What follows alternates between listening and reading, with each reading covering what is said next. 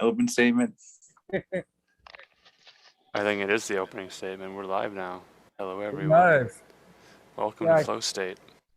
I keep my beard long because nobody asks me to mask up. They're afraid of the Grizzly Adams guy, I think. Good intimidation factor. It's a strategy.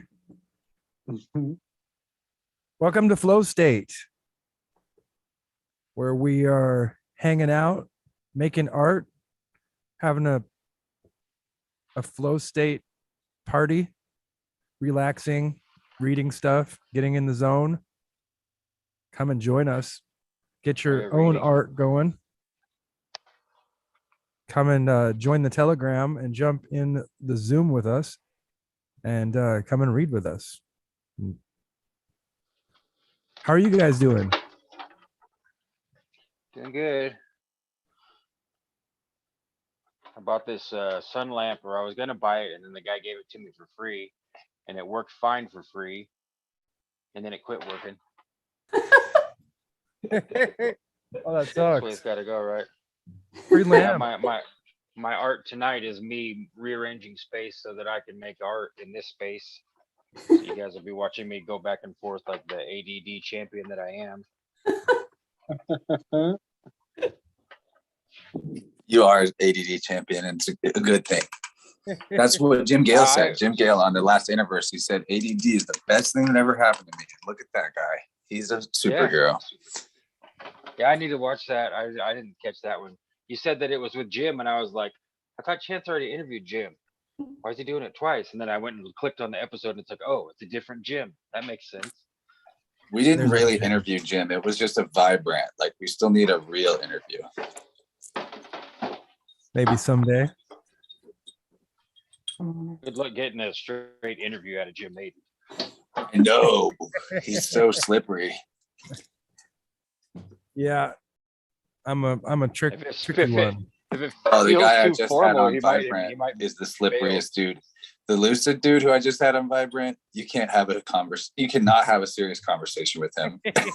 It does not exist. I clicked on the link of the whatever the music was, and it's like I couldn't last very long because it's like, well, I'm doing shit. I can't like sit here and trip out. Like he's standing there with his bass on green screen, and he just keeps adding loops, and he's playing bass, and like I'm just like, whoa, this is fucking trippy. You know, I'm not high, so that guy, yeah, he's a one-man band. He's really amazing, actually. Yeah. Now I might need to hit him up because I got that. I've been accumulating equipment for like 2 years, or I mean, really for a lot longer, but like specifically for the last couple of years, with all of this in mind, to be able to stream and create art and music and set up a production studio. And so I got gear for days. I've got like a $700 looper pedal that does vocal effects and harmonies and all this stuff. And so I want to get into all that stuff. So a guy like that, I'd love to talk to, because if somebody's already a million miles ahead of where I'd like to be, it's always good to pick their brain if they're willing. Maybe he's pretty slippery. I could trick him into telling me stuff. I could tell. I watched a little. Yeah, you could. I could trick him into talking to. Yeah, that's how you have to do it. Say something really interesting that's already on the subject that he likes, and then he'll accidentally start to drop information, and then you just be quiet for a minute and take notes. You know. We got Legs in here tonight. What are you doing? Making butter? You know it. I think it's both of them. Buffalo both legs. of them? Checking in. Yeah, buffalo legs. I'm back here somewhere. I got some reading materials here. I could read something. Oh, this one's like pictures. I guess that one won't work. 101 wacky state jokes. This makes me think of Jim Maiden. I've read that one. Are you serious? I'm pretty sure. With such confidence. You said that with such confidence that I believe, because I thought you were just being a smart ass, but I mean. No, I think I read that in second grade. The Devil's Dictionary by Ambrose Pierce. The Day in the Life of Ivan Denisovich by Alexander Solzhenitsyn. Be Your Own Psychic, based on Edgar Cayce readings. It's got Ace of Spades as a bookmark. That's interesting. Guernica. I don't think we can read Guernica. It's a huge mural by that weirdo Picasso. And the Wood Burners Encyclopedia. maybe we'll have to review. We have to limit it down here. Like, be your own psychic, wacky state jokes, the Devil's Dictionary. I think those would be reasonable. At least a few wacky state jokes. I mean, we definitely have time for at least a few. Yeah. Or at least the states that we're all in, maybe. Yeah, now there's a good idea. By state, wacky state jokes via state. Maybe they'll correspond to the territories. Well, I'm sure they will. Trev in chat is saying that they're putting up a wall cabinet in their washroom. Scotch is helping and cussing is helping. I wonder if you all have some creative expletives that you might want to share at some point during the evening tonight. Are you gonna fucking hold that fucking thing? Are you gonna hold it up there? Fuck, Sean, come on. More creative. Come on, I know you can. More creative. I know you can be more creative. There's like 7 established cuss words. Let's make a new one tonight by the end of the show. Ooh, that sounds like fun. Like Flark. Battlestar Galactica was all about the what, fracking or farking or Fracking. Flark Frack. with add an L in there. Flark. yeah. Flark. Okay. So you're gonna bolster the flarking cabinet? Is that better? Possibly. We do have a Zoom room open. If you guys are looking for the link, it's on the Telegram chat. I'll share the Telegram link into the YouTube. Thanks, Get Alan. everyone connected. Okay, here's the first joke. I'm in the state of Idaho. And this is honorific to anyone else who's also in the state of Idaho. Yeah. Woo, woo. Woo, woo. Idaho potatoes grow very large. Someone once asked an Idaho farmer for 10 pounds of potatoes. The farmer refused. I'm not going to cut a potato in half for anybody.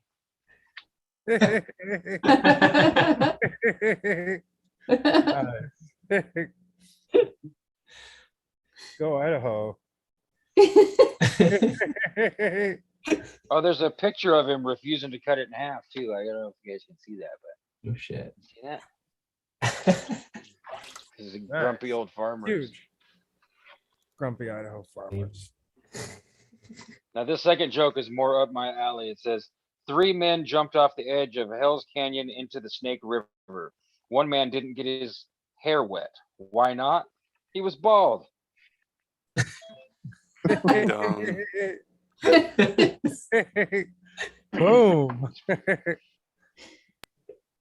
Pretty bad. What's up, Rachel? Hey, how's it going, you guys? Greetings. Oh, Hi, Rachel. Thanks. Yeah, I forgot it. What up? Guys? Wait, I'm missing these jokes. I could read one more. What state are you in? If you're willing to divulge. Oh, If not, Colorado. understand it. Yeah, roast me.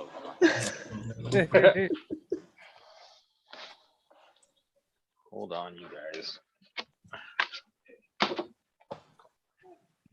have this huge, I bought like a huge stack of papers for $300 from this guy that was closing his print shop.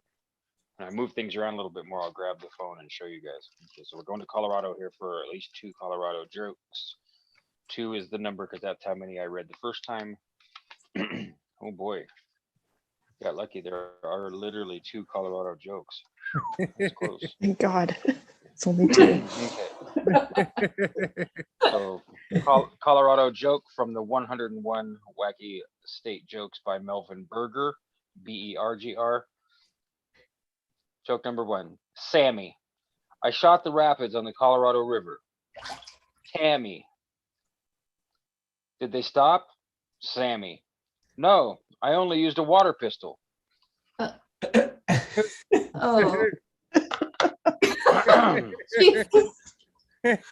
Okay, the second joke. Are you guys ready for this second and only other Colorado joke? This is the link to the chat room if you're looking for it. t.me/WSW chat. You see it on the screen there. Yeah, we're trying to break 100 where we were at 86 last time I looked. So pile in, folks. Come on, let's get this Weaving Join Spiders, the welcome chat. There is a link to the Zoom room, and then you could join us in the Zoom room and talk to us. It's casual. Everyone's welcome. Okay.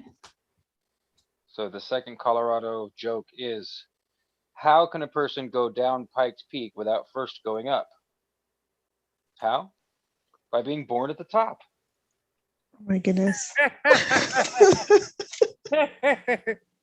I mean, I've got all kinds of problems with that joke. I mean, but the woman Yeah. would like have to get pregnant and remain at the top for it to technically be true.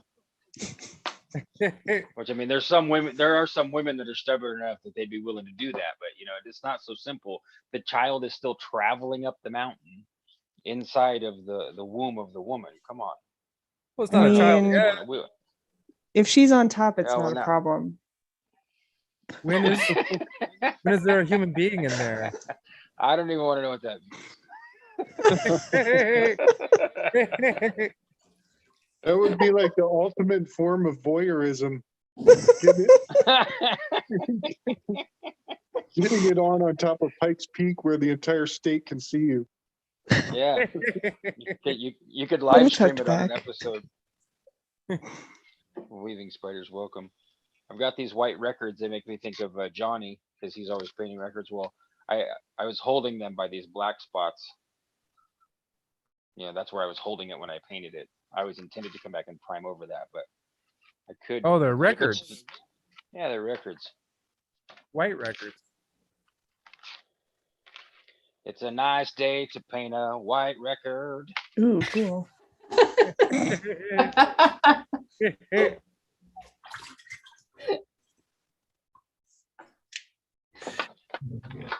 Are you in the garage, SB? Yeah, well, I'm out. This is going to be my art studio. I tried to set the cameras up so that people could see both areas. This is going to be the main art area, but as you can see, it's kind of obscenely full with all of our stuff. So most of the stuff's gonna have to go somewhere else. Oh, look at there's those shelves. I thought those shelves were somewhere else. Yeah, this is gonna be this whole situation should be very enlightening for me. Nice. First time out there working. Well, Pretty in this capacity, obviously, well, we're just finally like I don't know if you can see from the other camera. This desk, this is my dad's desk. And so I've been missing having it because it's a great big desk, and I'm considering moving it into the house maybe, but I don't know yet. But I guess my goal right now is I'm going to move enough stuff so that I could pull the phone off of the other thing, and then I'll show you guys my pile of paper that I'm so proud of.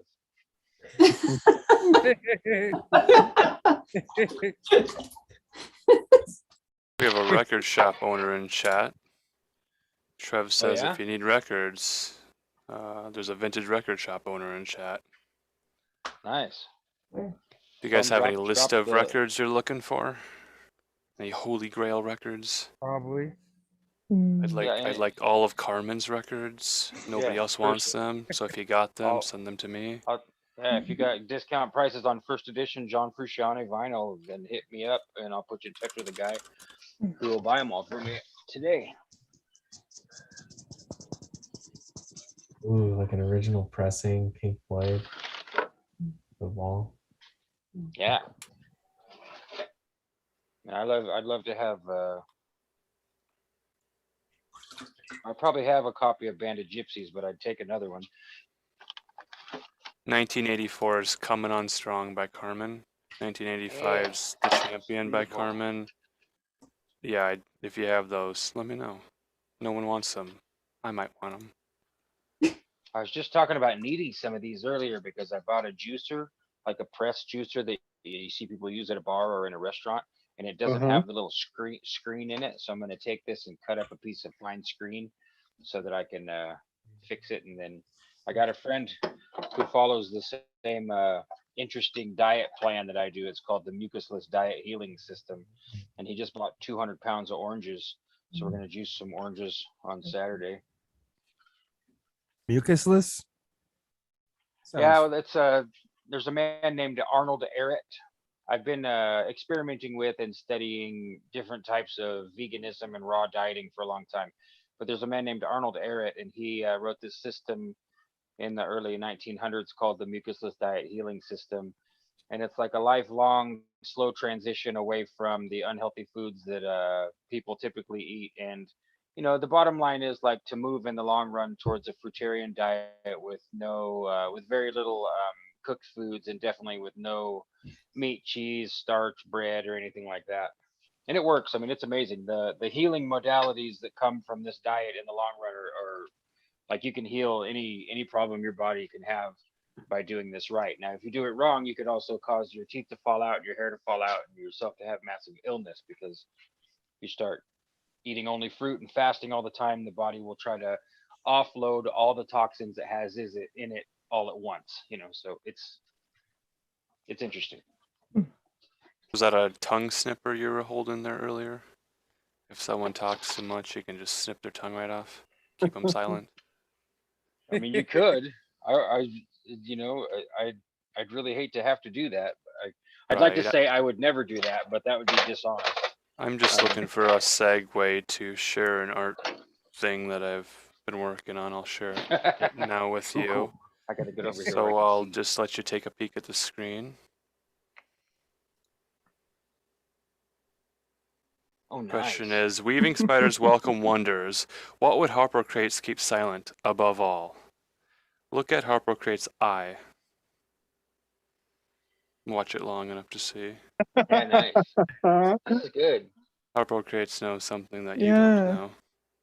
I love his little green wee, or goes back and forth, I guess. Yeah. God, this makes me miss Tracy Twyman so much, Alan. Yeah. I hope she's seeing this right now and she just can't say anything. You know, whether that means that she's alive and secretly a witness relocation, or that she's here somehow in spirit and not able to communicate. Either way, I really hope she can see that, because yeah. How does it look on the YouTube? I'm previewing it now. I'm only watching Zoom. I didn't think about that. I should probably open. How are the YouTube viewers viewing this art here? I've got it in a widescreen format, and then the zoom window up in the corner doesn't block any text that I can see. That's what we're kind of testing here to see that. Yeah, maybe it does the wood part, but if everyone's cameras are muted and audio is muted, then it'll be full screen. There it is. Yeah. Able to do that with GIMP? Zoom just did it, I think. Yeah, I made this. You're able to create the animation in GIMP too? Yeah, it's a giant GIF image created in GIMP.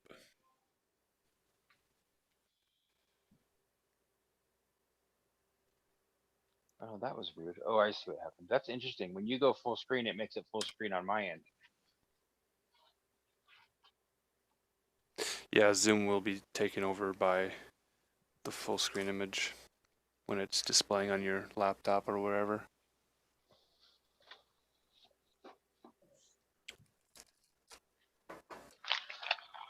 I printed up the Hippocratic Oath from the 1960s, the one that everybody, you know, thinks that they're talking about when they use that term. And then I printed up a modern day Hippocratic Oath, which is not standardized at all. You go to different schools and they have different oaths, and some schools don't have any oath at all. The whole thing is to the wind since Rockefeller fucked it up in the 60s. Wow. I'm glad that you said that, because I never knew that. That's a trip, dude. Yeah, man, it's a big fucking deal. There is essentially you can pretty resoundingly assert that there is no Hippocratic Oath any longer. But yeah, we should do a show or write an article or something. Yeah, what I found most disturbing. We're doing it right now. Thank you for reminding me. Thank you. Yeah. Yes. It's happening right now. The old original Hippocratic Oath, pre-Rockefeller, is not up to snuff by my standards whatsoever either. It turns out nice. They're basically pledging allegiance to their mentors and their teachers and the people who brought them into their position of power above their own clientele. Yeah. And So a huge ass kissing appeal to authority, right? you got it. You got it exactly. Yeah, and for that matter, the old one, pre-Rockefeller, it implicates like a whole pantheon of gods, and so it's very whatever pagan, polytheistic. Wow. Which a lot of Christians would probably have disapproved of in the days that it was being implemented.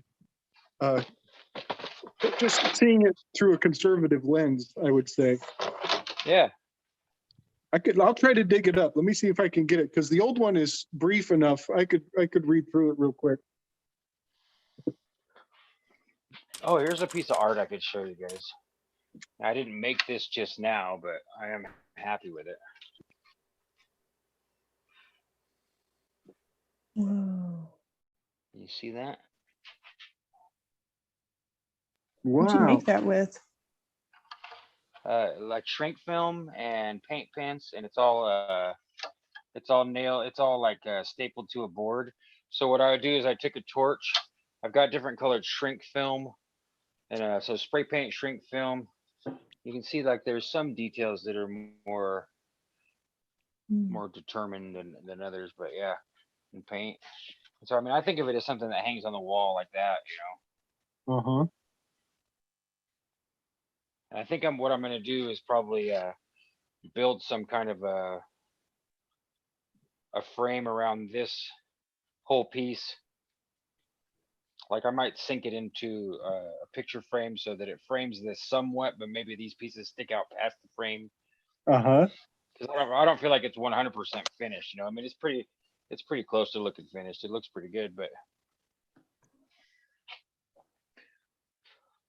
I don't have a title yet. I'm up for recommendations on titles. Can we put Sean on full screen there?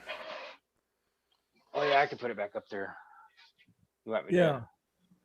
Talk again. Showing I don't some know how to do it. details. Right now, Sean, talk. Okay. Yeah. Test 1, 2. Put Am his I other full camera screen? on full screen. He's got 2 cameras going. Oh, I can go to this one instead if it's easier. Is that better? This might be a better camera. Put it on the table, maybe. The one on the table is pillar boxed.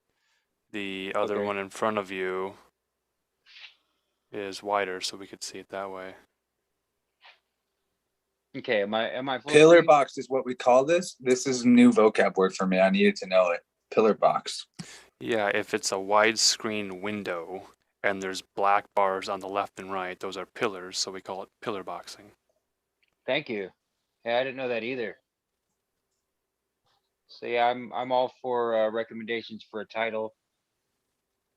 I was actually doing this during a not live conversation, but during a conversation with a group of people on my Discord, and technically our Discord on the RX Only Picture Show Discord. And so you could say this is like a predecessor to what Jim's doing here, because I was creating this while I was talking to like-minded people like you folks. Yeah, you can see the sides are painted, but I really think that this whole thing needs like a frame around it. Yeah, that'd be cool. That would be cool. Yeah, I think a frame would really bring your eye into all those details. Yeah, exactly. And all that texture. I find it to be so Tim Burton right now that I almost don't like it.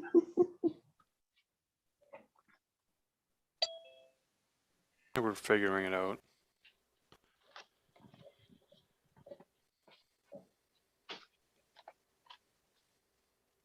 Perhaps what we'll do is take pictures of the art we're creating and post them to the Telegram channel so that people can see with better detail. And that way we don't have to interrupt Jim's flow state every time we want to maximize a camera. Oh, I don't mind. Okay. Jim's working on a rook. But You're it's moving good on to to a do rook. that too. Yeah. Nice. Did you finish the Whoa. other one, or are you just moving on to a different thing to just get a different vibe on it? I don't know if it's finished. I put some different shapes on it, and it might be finished for now. I might mold it and then strip it and resculpt it after I do the more of the other pieces, because I feel like what I want with the pawn is going to change once I do the other pieces. Yeah. So we'll just kind of see.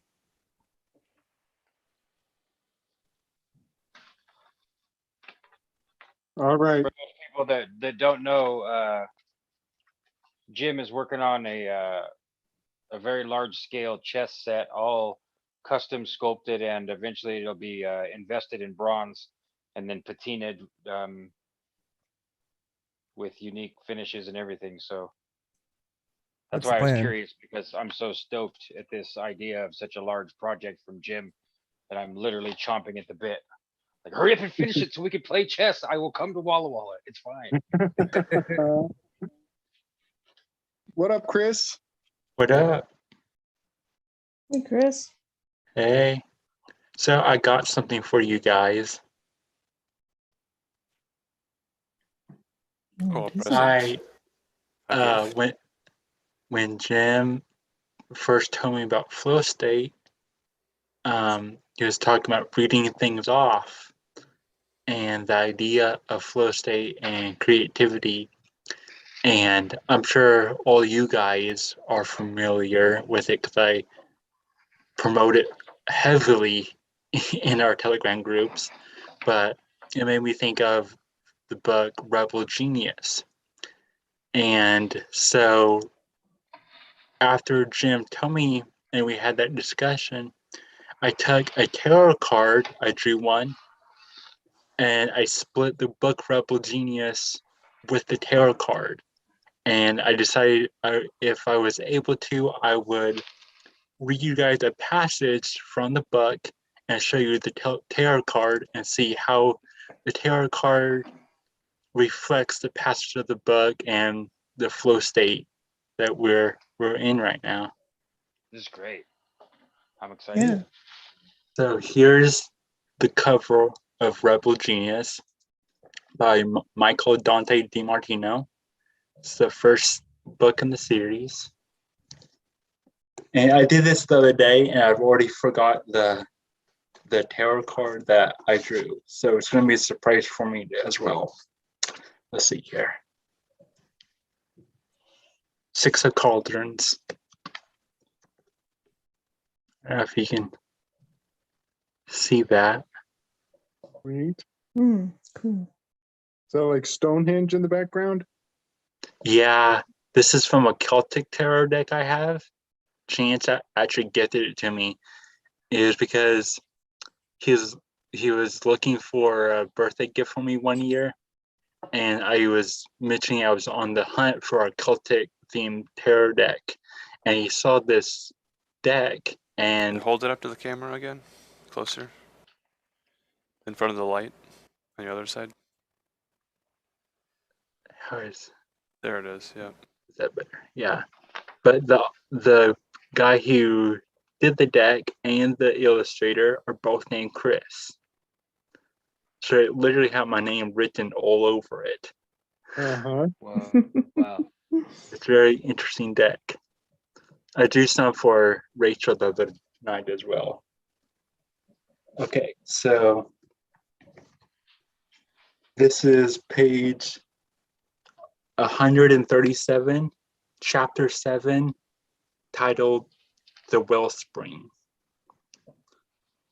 And since it's a book about artists, there is some illustrations. I don't know if you can see that, but there's a compass inside a giant crystal. Yeah. And so from my memory, it's been years since I read this book, but they're on the hunt for 3 objects called the creator's tool that the creator used to create the universe. And it's a tool an artist would actually use. They're just giant sacred objects. they're hunting for them. And I apologize already for any mispronunciations because this book has a lot of it's Renaissance themed, so there's a lot of Italian names, and I'm not fluent in Italian, so I might mispronounce some of the character names in this book. Okay, so chapter 7, The Wellspring, page 136 from Michael Dante DiMartino's Rebel Genius series. He reached out again, his fingers grazing the sacred geometry shape. A burning pain shot up his arm. He screamed and jumped away from the mandorla, falling to the ground. Tito, shut it, Pietro commanded. The orange ray faded. The mandorla split apart, and the wellspring vanished. Amina hurried to Giacomo's side. Are you all right? Let me see. Giacomo kept his eyes shut tight, afraid to look at his injury. It's not that bad. She sounded surprised. Giacomo checked his arm.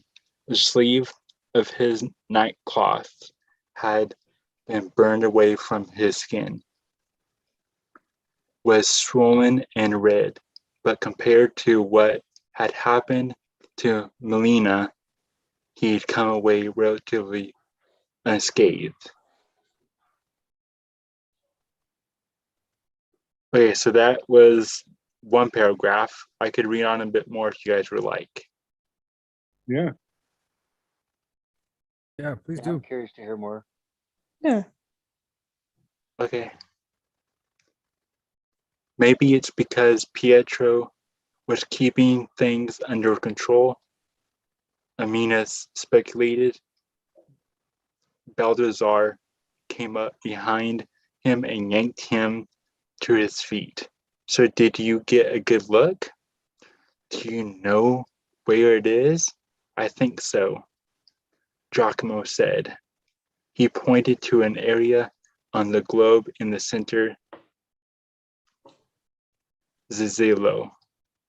It was around here, near a tree that had a twisted trunk and bare branches.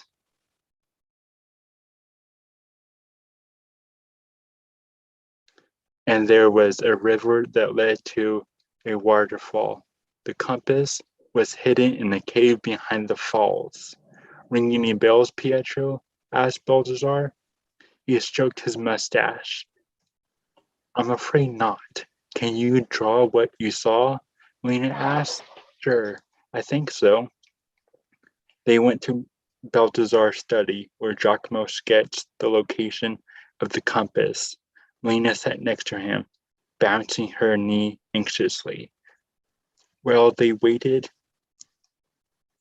Enzo shuffled downstairs, hair askew, looking particularly disgruntled. You woke me up with all that racket outside, he said. What's going on? Giacomo and his genius may have located the creator's compass, Amina said. Isn't that incredible? Enzo shrugged. If you say so. He slumped into a chair. Giacomo completed the drawing and handed the sketchbook to Melina. She jumped up. I've seen this place, like that in one of these books. Melina rushed to the shelves, scanned the spines, and pulled out a thick tome. She frankly flipped through the pages until she ironically, I have to turn the page to finish the sentence. Found what she was looking for. This is it. She held open an illustration of a tree, river, and waterfall that looked remarkably similar to the ones Giacomo had sketched. His heartbeat quickened. It's called the Cave of Eliso, Melina said. And there is another sketch of the tree and cave. Cool. So that's that. Nice. And I've read those 2 novels. There's not a third yet. It's supposed to be a trilogy, but it's pretty cool. again, here's the tarot. Sounds cool. Sounds Basically, premise is that the artists have the power to actually do essentially magic with their knowledge of sacred geometry, but they have an animal familiar called a genius that they will do like they'll draw a shape on their drawing pad, and their genius will create like an energy field of that shape or of that quality. So the color and the shape of what they do determines like what kind of a spell it is, and then their familiar animal actually is what manifests the magic for them. cool. Yeah, there's also tulpas, which are basically golems. And oh yeah, there's some good golem action in this book. Yeah, I'm gonna see if I can find there was an illustration of the golem, and it's pretty cool. But when we watched the film, the golem in our movie nights, I think that was the first one I went to. I was like, oh, I wanted to bring up this book so bad. So far, it kind of reminds me of Golden Compass a little. Yeah. Ooh, nice. Oh yeah, the creator tools they're looking for, I believe, is a ruler, a compass, and square. What else would they? Yeah, square. Exactly. Trying to share a portion of my screen, but I don't know how to change the size of it. So I Yeah. can kind of scroll through and show a piece I'm working on. I think, but maybe if I just do this, does this move it over my screen? Are you seeing some art coming up here? Blank. Right. Negative. Oh, now we see it. Oh, Okay. yeah. So if I click to move it, does it pause it or just display something else? Something else. Okay. Just testing the hardware here. So I'm trying to show you this digital thing I'm working on here. If I crop it like that, it probably doesn't look terrible, right? Pretty good there. Okay, but it's a much taller image. So if we wanted to post something to a cell phone where it's mostly tall portrait mode instead of a wide landscape mode, we could do this as a wider version of the crop. And then if we move it down to, here, you can see there's an Instagram entire land. girl there. Yeah, so I'm just trying to figure out how to share this screen. You see she's got her schoolgirl outfit on, learning about spiders. So I don't know if I want to put a spider somewhere, maybe Put a sink in there. Yeah, maybe maybe a spider right there. How's that look? Oh. Oh, that's cool. That's way Spider. cool. Damn, that's great. Trying to age the sign so it looks like it was actually part of the. It's almost like you had a scene there. spider ready. Oh yeah, almost like I've been working on this. She had a crossroads in a liminal space. It's a Yeah, very liminal chance. space, definitely. Let me gotta- share the screen in a different way in a moment. I gotta interrupt you guys to say that I just opened a strange glue gun that I bought and haven't looked at since I bought it, and there was a spider's nest inside of it at the same exact moment that and okay, and I don't know, can you see me on this camera?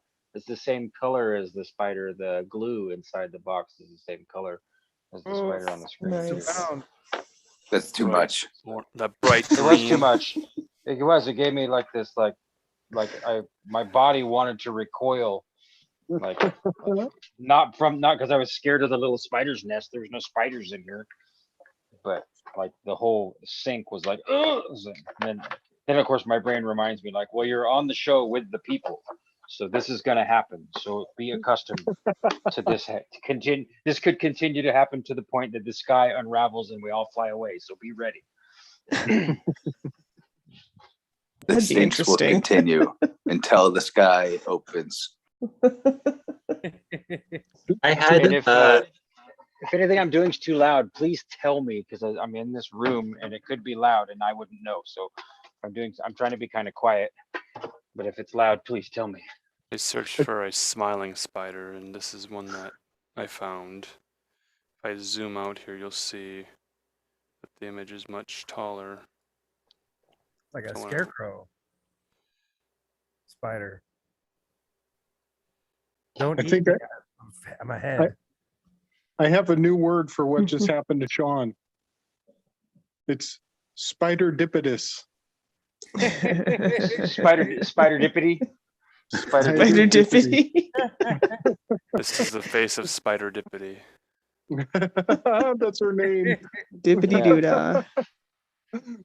there was a spider deputy thing that happened the other day with Rachel. I'm so impressed that you immediately used it, Chris. That's great.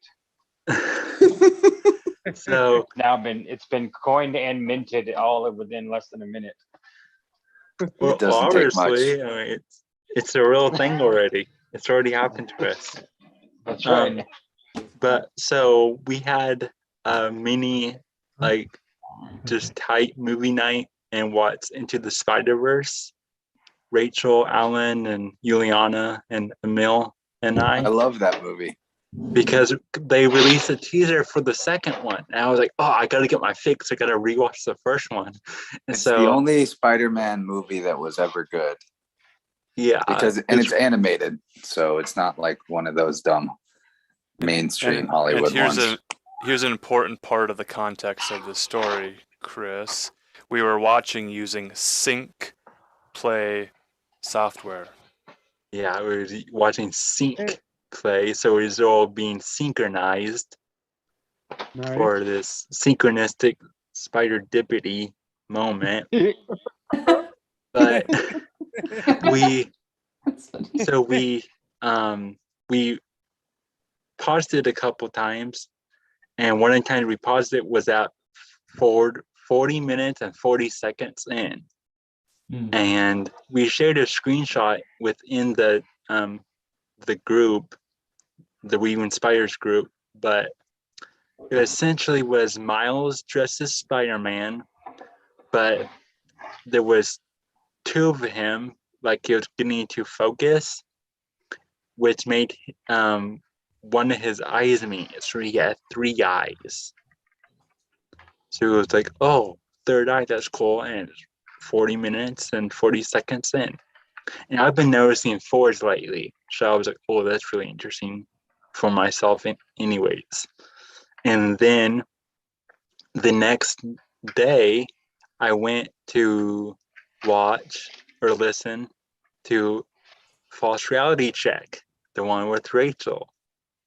And on Apple Podcasts, which I was using, it automatically numbers the podcast episode, and then they put the number in the title as well. So the number showed up twice, and the number was episode 40. So it's 4040 in the title.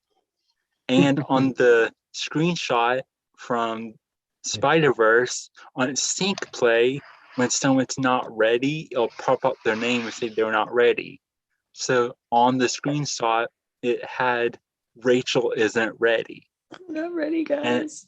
And I was, and I had, I said Rachel was our local Madam Web from the Spider-Man comics. So, and I didn't say that until I said that before all this happened, and then all that happened. I was like, wow, that's really cool. So I had to make a post about it. It's super. It was cool. Gabe, So do many you have good the things. Hippocratic Oath ready? People were requesting that you read from the Hippocratic Oath. Yeah. Yes. I didn't want to miss that. The most original version. Yes. And while I was while I was waiting, I even found a second one online, which kind of leads me to think they're not as standardized as I thought. Even before the Rockefeller influence here, but one thing I'm noticing is that phrase "do no harm" seems to be completely devoid from either variation that I found here.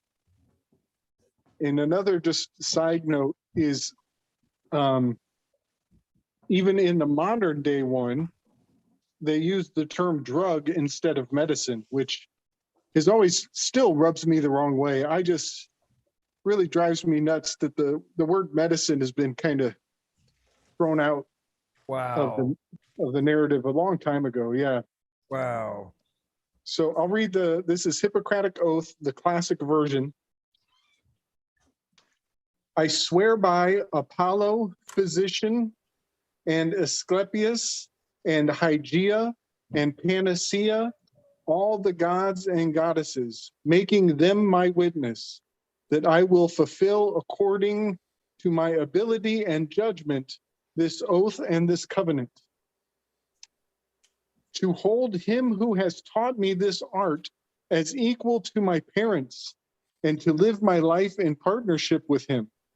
And if he is in need of money, to give him a share of mine, and to regard his offspring as equal to my brothers in male lineage, and to teach them this art, if they desire to learn it, without fee and covenant, to give a share of precepts and oral instruction to all the other learning to my sons and to the sons of him who has instructed me, and to pupils who have signed the covenant and have taken an oath according to the medical law, but no one else. And I just got to say, that's the first time I noticed that term medical law.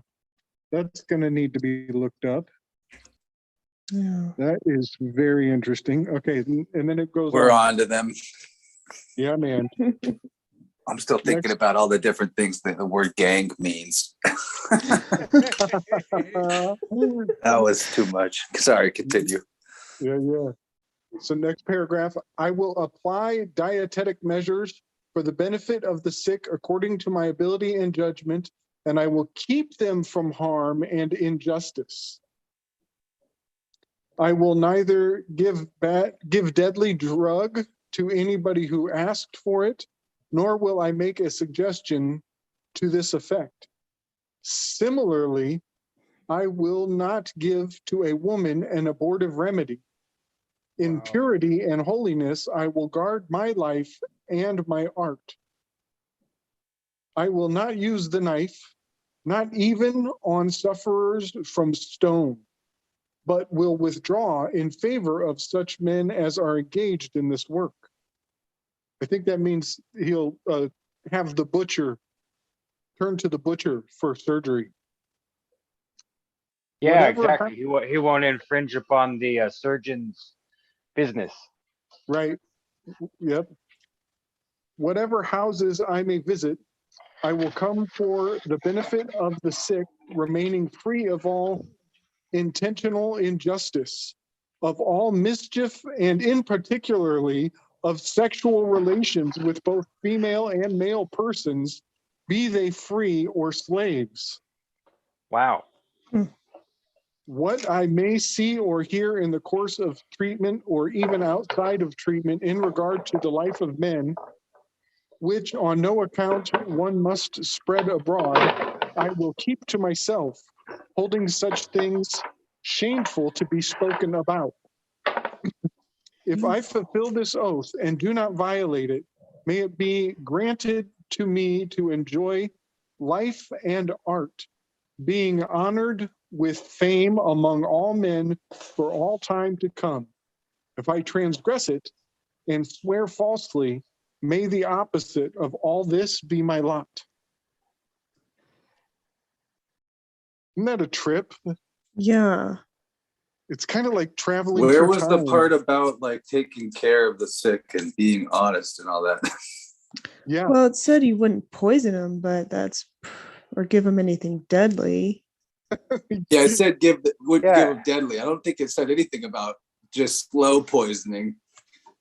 Well, yeah, and that part seemed to me more like it was talking about not supplying poison to someone who wanted to buy it, and not about administering anything.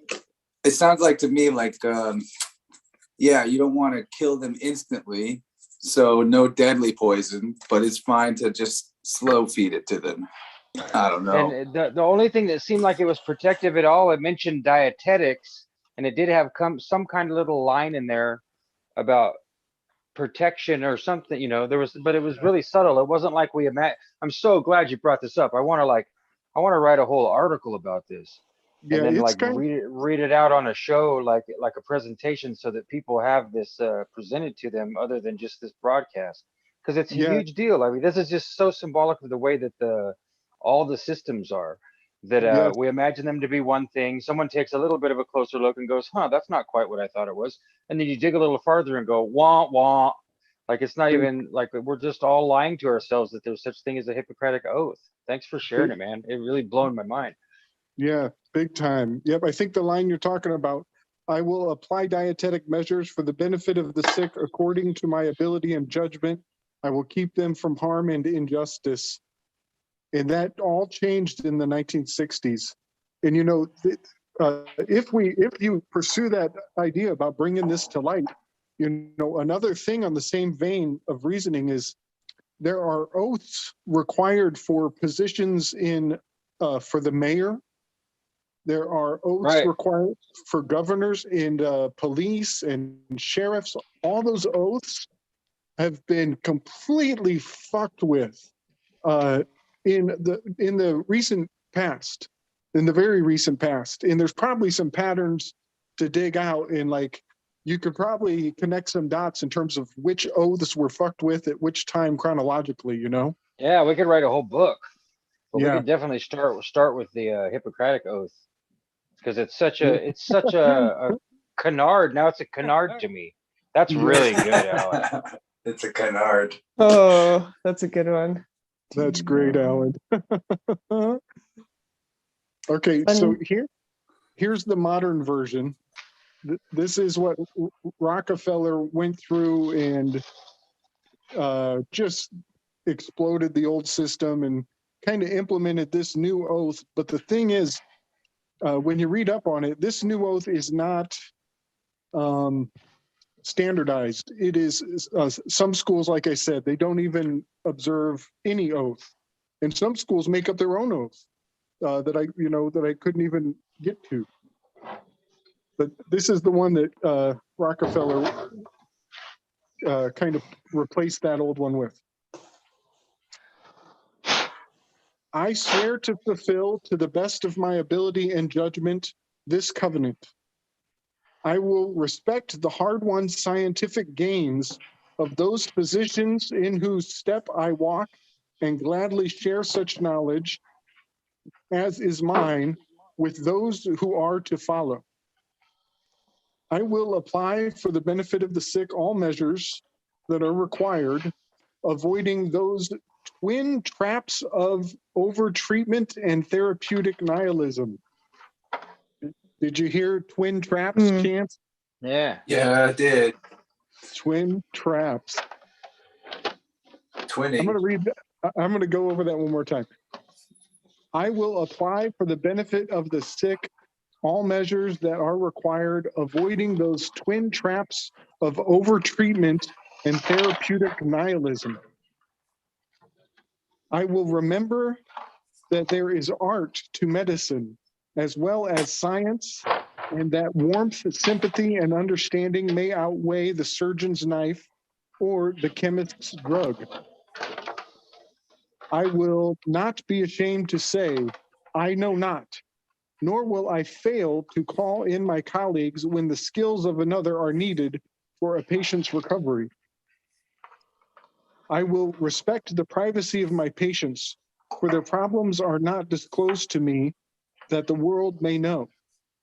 Most especially must I tread with care in matters of life and death. If it is given to me If it is given me to save a life, all thanks. But it may also be within my power to take a life. This awesome responsibility must be faced with great humbleness and awareness of my own frailty. Above all, I must not play at God.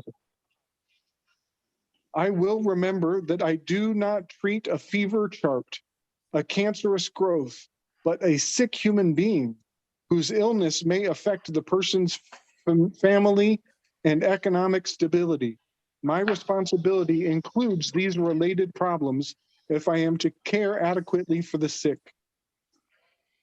I will prevent disease whatever I can, for prevention is preferable to cure.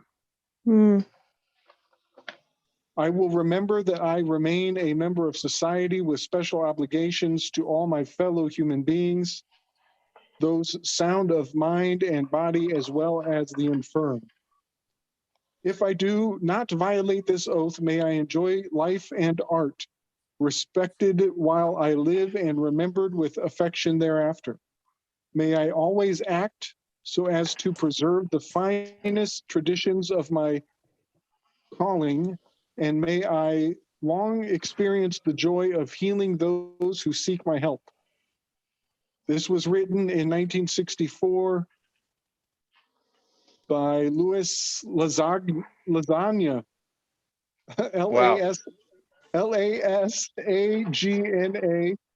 the academic dean of the School of Medicine at Tufts University. Don't worry about it. It's Louis Lasagna. You can't eat right. all of Mama's that boy. lasagna, Garfield. Mondays.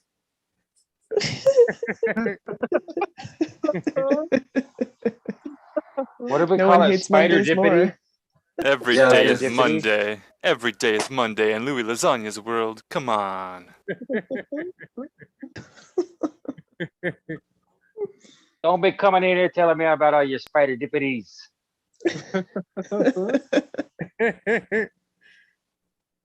I've had it up to here Look with at your that. spider dippities. So here's the. Now we're finally back to the drawing board, you guys. We made it. It's a nice drawing. Nice. Right. Not Nice. very That's a good stable. size. I guess now I could move this thing too. Oh yeah, I forgot about my project. I'm supposed to be showing you guys the pile of paper. Sean, was that a drawing board from the old RX Picture Show? No, that wasn't in there. You can see it sitting on top of that big file, that big drafting filing cabinet there. I thought it was smaller, and when I went to get it, the guy only wanted $45 for it. And so even though even though it was way too big for what I really wanted, I thought it would be small, like you could set it on a regular desk. It's huge. Yeah, it's And a good size. I just bought it anyway. But I figured if I aim it this way, then you can see. Now I'll try to uncover the pile of paper as I go. Oh, and here's another. It's gonna be exciting, you guys. We're gonna go nuts from here on out. So that's a archival printer that I bought. Badass. We're gonna go nuts from here on out. We haven't been yet. All right. Oh yeah, this is just all. This has been the prologue to how crazy I'm gonna make this thing. You guys are gonna have to go with me or abandon me. It's gonna be up to you. If you're not with me, you're against me. That's what Jesus said, and I'm a Christian, so Go with the flow. I'm one of these Christians that most Christians think are a devil worshiper. So it works out great for everybody, you know. This is what I got with that I meme love this phrase. So, oh, here's the wink. I can make him wink on command. Look, he winked at you. It's a sideways eyelash or A eyelid. little bit. Like a Oh, cat. another thing, Do no Gabe. harm. Your oath reading reminded me of the oath I took when I became a certified wheelchair technician. They call it assistive technologies professional, and there's a whole range of assistive technologies professionals, but I was in the category of seating and positioning. So my job as a professional wheelchair technician was to supply all manner of mobility equipment from a single point cane all the way up to the most sophisticated And when it said that you had to refer out to other people in the oath so that you wouldn't, you wouldn't practice outside of your scope of knowledge, we also had to sign off on that. That was part of the, it wasn't a formal oath where they made us raise our hand, but you got your little test that you had to pass, and then you had to sign off on what it meant to agree to the certification, to the title, and that was part of it. And I hadn't thought about that for a long time. I mean, and it makes sense in one way, but then just like anything else, it can, obviously if your focus is seating and positioning for wheelchairs and someone comes to you and they're blind and they're like, hey, I need an augmented communication device, or I need something to help me, you should find the specialist that can help them. But it could also go the other way where you're, double dealing and ensuring to grease each other's palms and all this kind of stuff too. Yeah. That sounds like the mafia. The wheelchair mafia exists. It's a real thing, kids. Grease the chair's wheels, not the palms, please. That makes me think, Sean, and it's probably not very related, but it does make me think about the judge in the courtroom is referred to as the recumbent. Interesting, yeah. And there is, I think it goes back to the Malleus Maleficarum, the witch's hammer. It has very specific details on how the accused should behave when they enter the courtroom. And when they what? I think that what was that? When the accused witch, or the person who's said to be have magical abilities, there is very specific protocol for how they're supposed to act when they come into the courtroom so that they don't put a spell on the judge. Right. Yeah, I was just going to say, because otherwise they come in and take control of the whole thing through magic. Exactly. Of course. I thought he was a recumbent because he's wearing his robe and he's super laid back.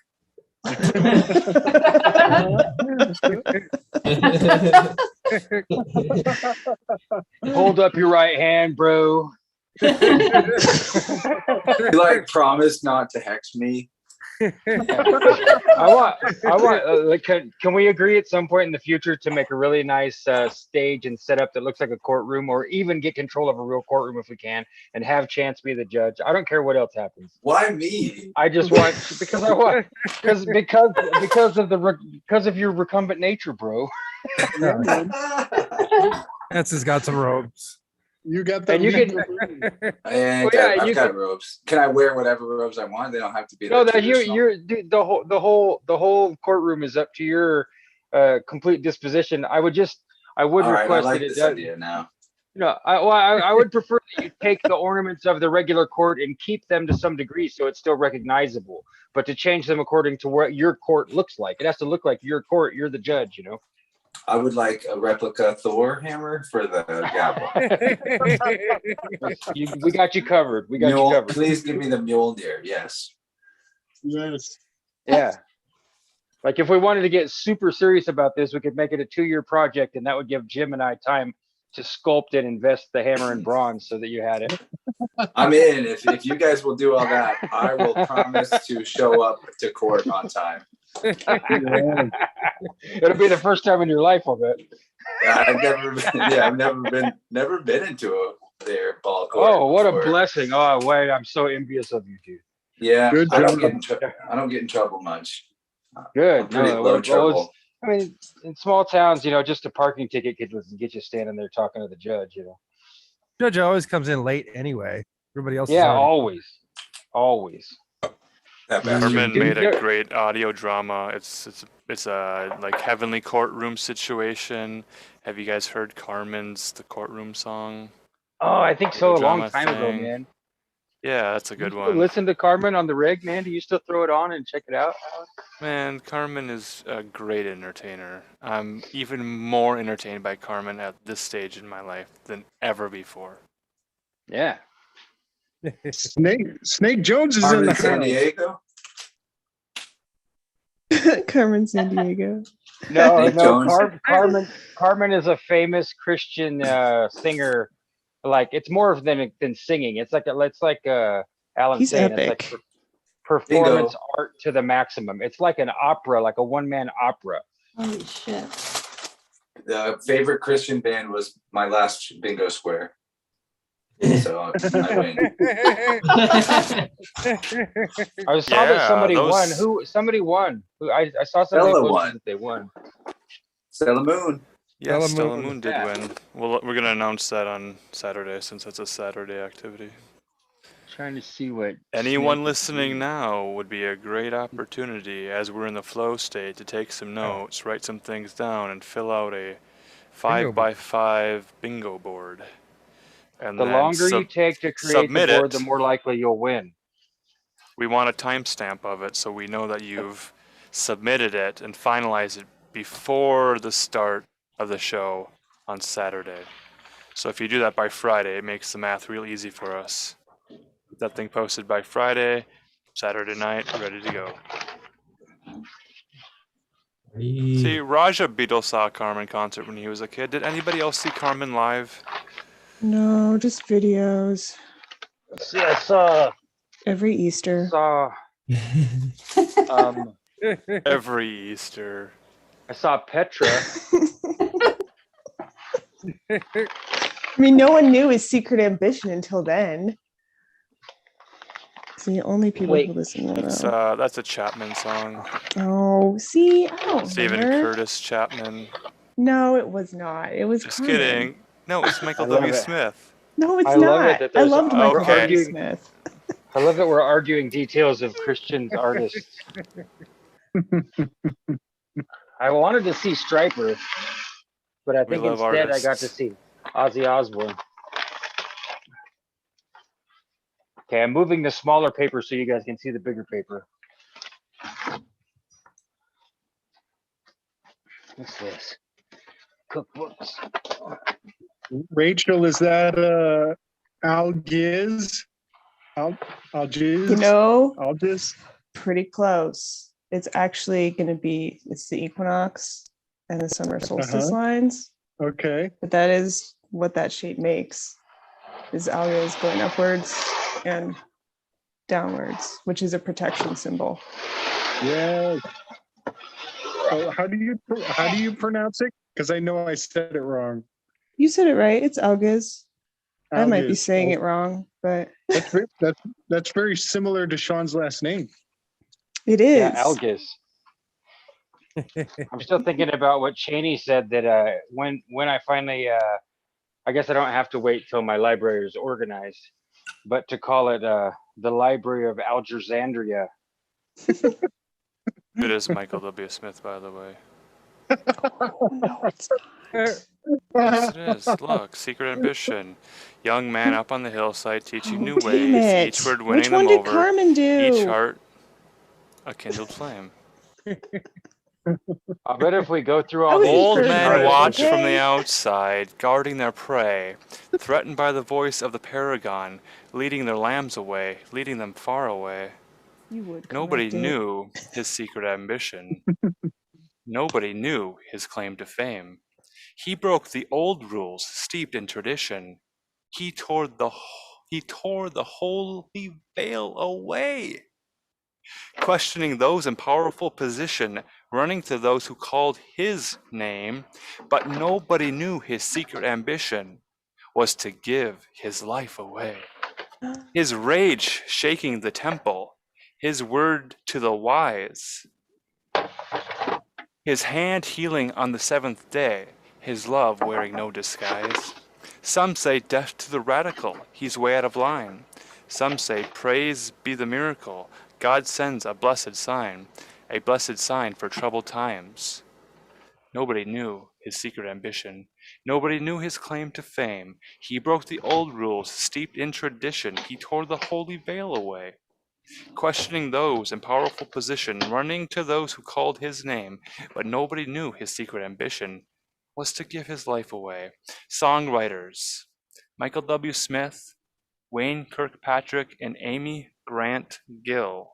I think that's which one the Amy was Grant Carmen's we know. big one? Yeah. Probably is. I don't know. Thank you. Well, that's a personal Alan has a opinion. habit of of reading lyrics in a poetic meter, and I love it. It made me think of Jump Around. Get out your seat and jump around. I still can't believe how well I timed it when he was doing 99 Problems. That was awesome. That was pretty I was like, good. I really hope this works. It just worked too well. 42 shoes in the house. Hey guys, I just drew a tarot card out of my deck and threw it down. Did my recitation? Oh, nice. Just thought that was Magi. funny. I mean, he's doing the same finger point, so I think that's pretty funny. I have to ask, did my recitation of Michael W. Smith summon Gordy Two Shoes? Yes. Gordy's waiting for the Grace Jones reference.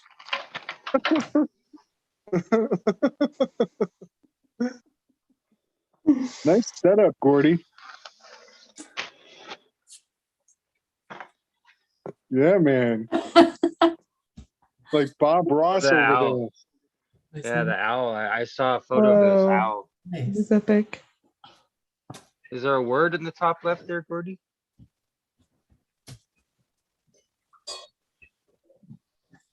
Does it say babe? I can't. It's small. I can't quite see it. Belco?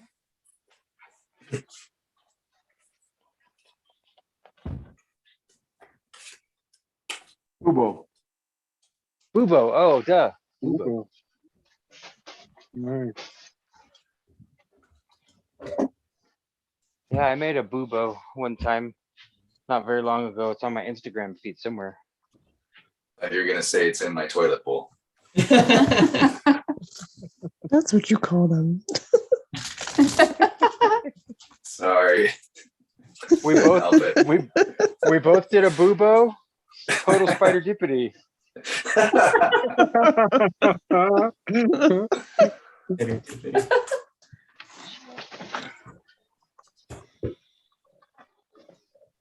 Chris, This you got makes me another. some little toddler yelling. Mommy, wipe my butt! I did a bubo. Sorry. Okay. I'll be quiet now. Chris, you got something else to read, brother?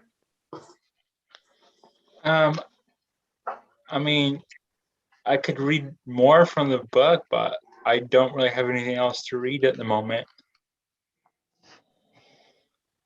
I want to know what happens to September in the next chapter. That's the whole reason I'm still here. Well, I'm sorry, but this week you won't get to hear about September. Suspense. I'm crushed. I mean, maybe. I was going to share what I was reading last night. All right. Just a little bit. I gotta wait for this to dry. I'll take what I can get. Do anything else to it. Rachel, are you using a feather quill? Yeah, check this out. My sister gave me the quill, but I decorated it. Damn. Yeah, that's great. Thanks. That was fun. It's also the only nib that I can find. All of mine just disappeared. So I have to use this pen on all my projects. They're all magic. They're all enchanted. Exactly. We call that a sign from God. That's what they call that. Right? This is where we I have something that I found on some DoubleTree stationery that I wrote. And I don't remember writing it, and there's no date, and it's very short. From looking at the people involved, it was probably around 2003 or 2004. But since we were requesting reading, I found this in my process of rearranging. So if you guys are ready. Yeah. Okay, so like I said, this isn't a poem. I don't know what this is. I wrote this down a long time ago. It says, having devised a strange prison cage attached to a stranger-looking stationary bicycle, the bicycle attached to an elaborate system of pulleys and tackle blocks, which is also attached by wires and cables to a Macintosh computer, of course, saying to my friend Kip, as he eyes the bicycle prison cage contraption, if you get on the bike and pedal it the way I have it rigged up now, it should cause the cage to slowly close in on you.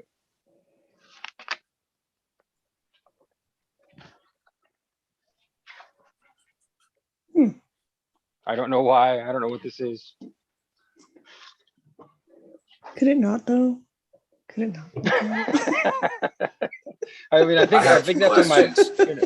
Yeah, I know. I think my brain was having a Daoist experiment in it or something. Like, hey, this is a good symbol for life. You That have to reminded- pedal, and then it crushes you. That reminded me of the game Mousetrap.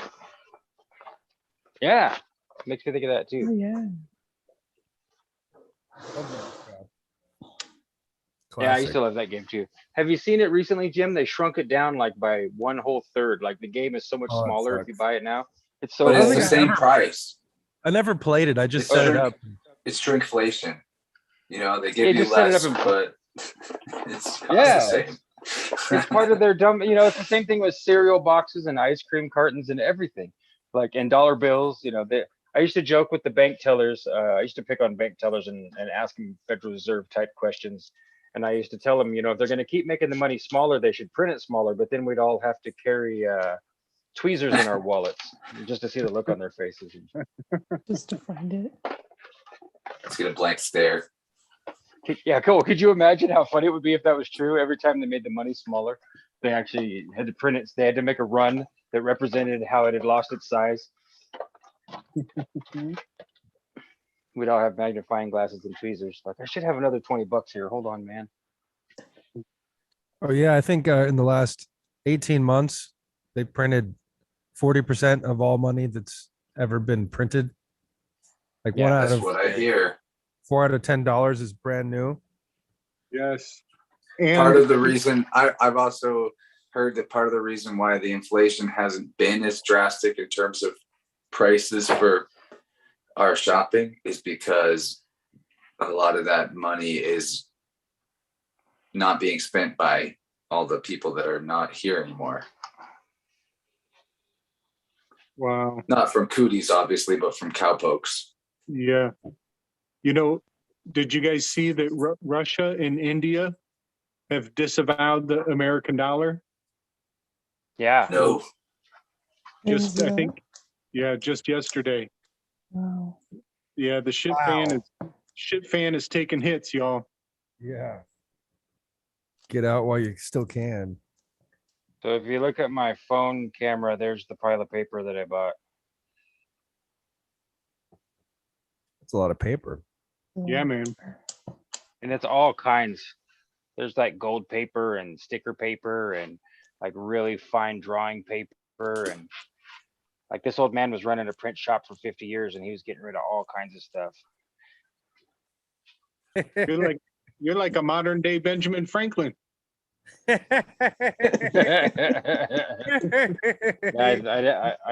have to agree with you, except for the part where I'm a self-centered, immoral asshole. But yes to sacrificing children in the basement. Oops. Damn it, Ben. Well, yeah, I could only imagine if we could get our hands on the Hellfire Oath. Oh, yeah. You think it's on Google? Good question. I really doubt it. I think it's in the X-Men comics. Whoa. Good point. Damn. Good point. Weaving spiders welcome wonders. Your favorite Christian band.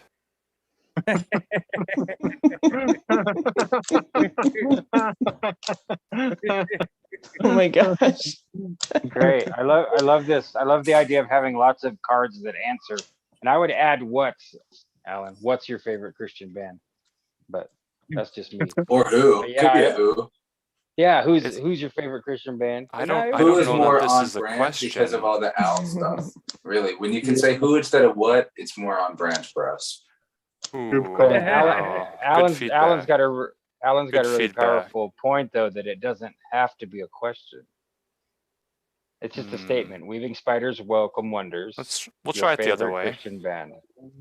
Uh-huh. But I was thinking of what else we wonder. It moves kind of fast, so the fewer words we can use on the image to convey the same meaning is probably preferred. Like what do you think of placenta would be another good question. How do you I feel? got it. Okay, I'll Yeah. work on that. I was just thinking of other things that spiders welcome. Have you had any sinks today? Maybe we should make a form, like an official form, like you'd have to fill out when you're working in a job if there's a problem or a request. That's an official sync report, and if synchronicities hit a certain level, then we have to agree that a sync report needs to be generated and filed. What do you guys think of this idea? That's too official for me, but go for it. Do you have a leaky sink? I hope not. We'll never tell. I have a sinky leak. Sean, do you have that sketch where you drew a spider with a fishing rod? I drew that. Oh, that wasn't my sketch. I think I was gonna say Rachel drew that. Oh, thank you for correcting us. Rachel drew I that just one. had the visionary image in my mind of spiders sitting in the clouds and fishing. Oh, Sean shared it. Mhm. It was Sean's art. idea. Sean's. There it is. Thank you.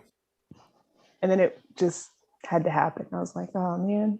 Oh, I think about it all the time. I think about what kind of clouds they are, if it's colorful like a sunset cloud, or if it's a really thick thunderstormy cloud, and what kind of sinks are being hooked on the fishing lines today. Are they kitchen sinks or bathroom sinks or big industrial sinks? Like this idea is continuing yet in my mind. So How many spiders does it take for one sink? yeah, I mean, like, does a spider help another spider if the sink is really big? Is the sink ever full of stuff? Sometimes, I mean, it could be a full sink. Is the sink ever full of spiders? Yeah, there's a question. That's very meta. Spiders. Sometimes there's one in there. Sinks. That would be a really good one, though. Just for some FlowState art, a sink full of spiders. I could see it now.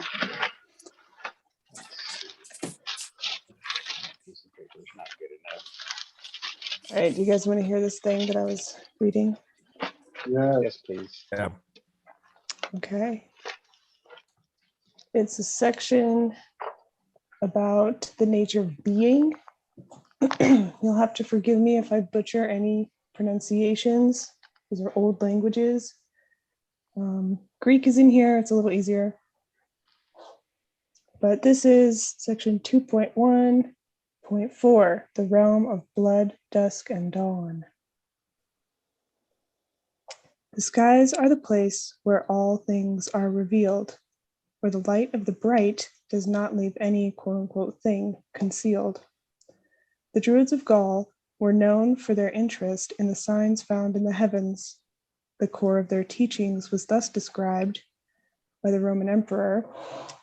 They likewise discuss and impart to the youth many things respecting the stars and their motion, respecting the extent of the world and of our earth, respecting the nature of things, respecting the power and the majesty of the immortal gods. Generations of men spent their lives observing these signs, and it is therefore not surprising that an image of the world itself would be discovered in the skies. The skies are indeed more than the boundless expanse towering over the earth. They are a display of the nature of time itself. They are the quote, the vaulting path of the sun, the course of the changing moon, the wandering glitter of the stars, the years, seasons, and their changes, the light and dusk of day, the gloom and glow of night, the clemency and inclemency of the weather, the drifting clouds, and the blue depth of the ether, end quote. The dark and the deep hold sway over the sky during the night, while the bright reigns supreme during the day. Between them, when the dark surrenders the skies to the bright during the dawn, or when the bright yields to the dark during the dusk, an image of the, quote, middle realm that holds them together is majestically displayed across the heavens. At the dusk or dawn, the celestial spheres experience a shift of power. The black or blue sky becomes tinted with a red hue, one that is relatively rare, found among the things of the earth, but whose presence irremediably evokes a particular element tied to life, blood. At dusk or dawn, the surface separating the earth from the sky appears as a river of blood, whose sight plunges man in awe and wonder.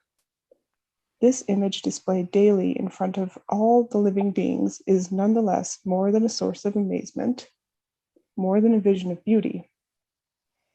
It represents a reflection of the nature of being, one where each one of the three realms is successively put on display, not only offering man a chance to contemplate their uniqueness, but also an opportunity to perceive the continuity between them as one seamlessly gives place to the other, showing that they together form a whole, and that they are all inextricably intertwined with one another.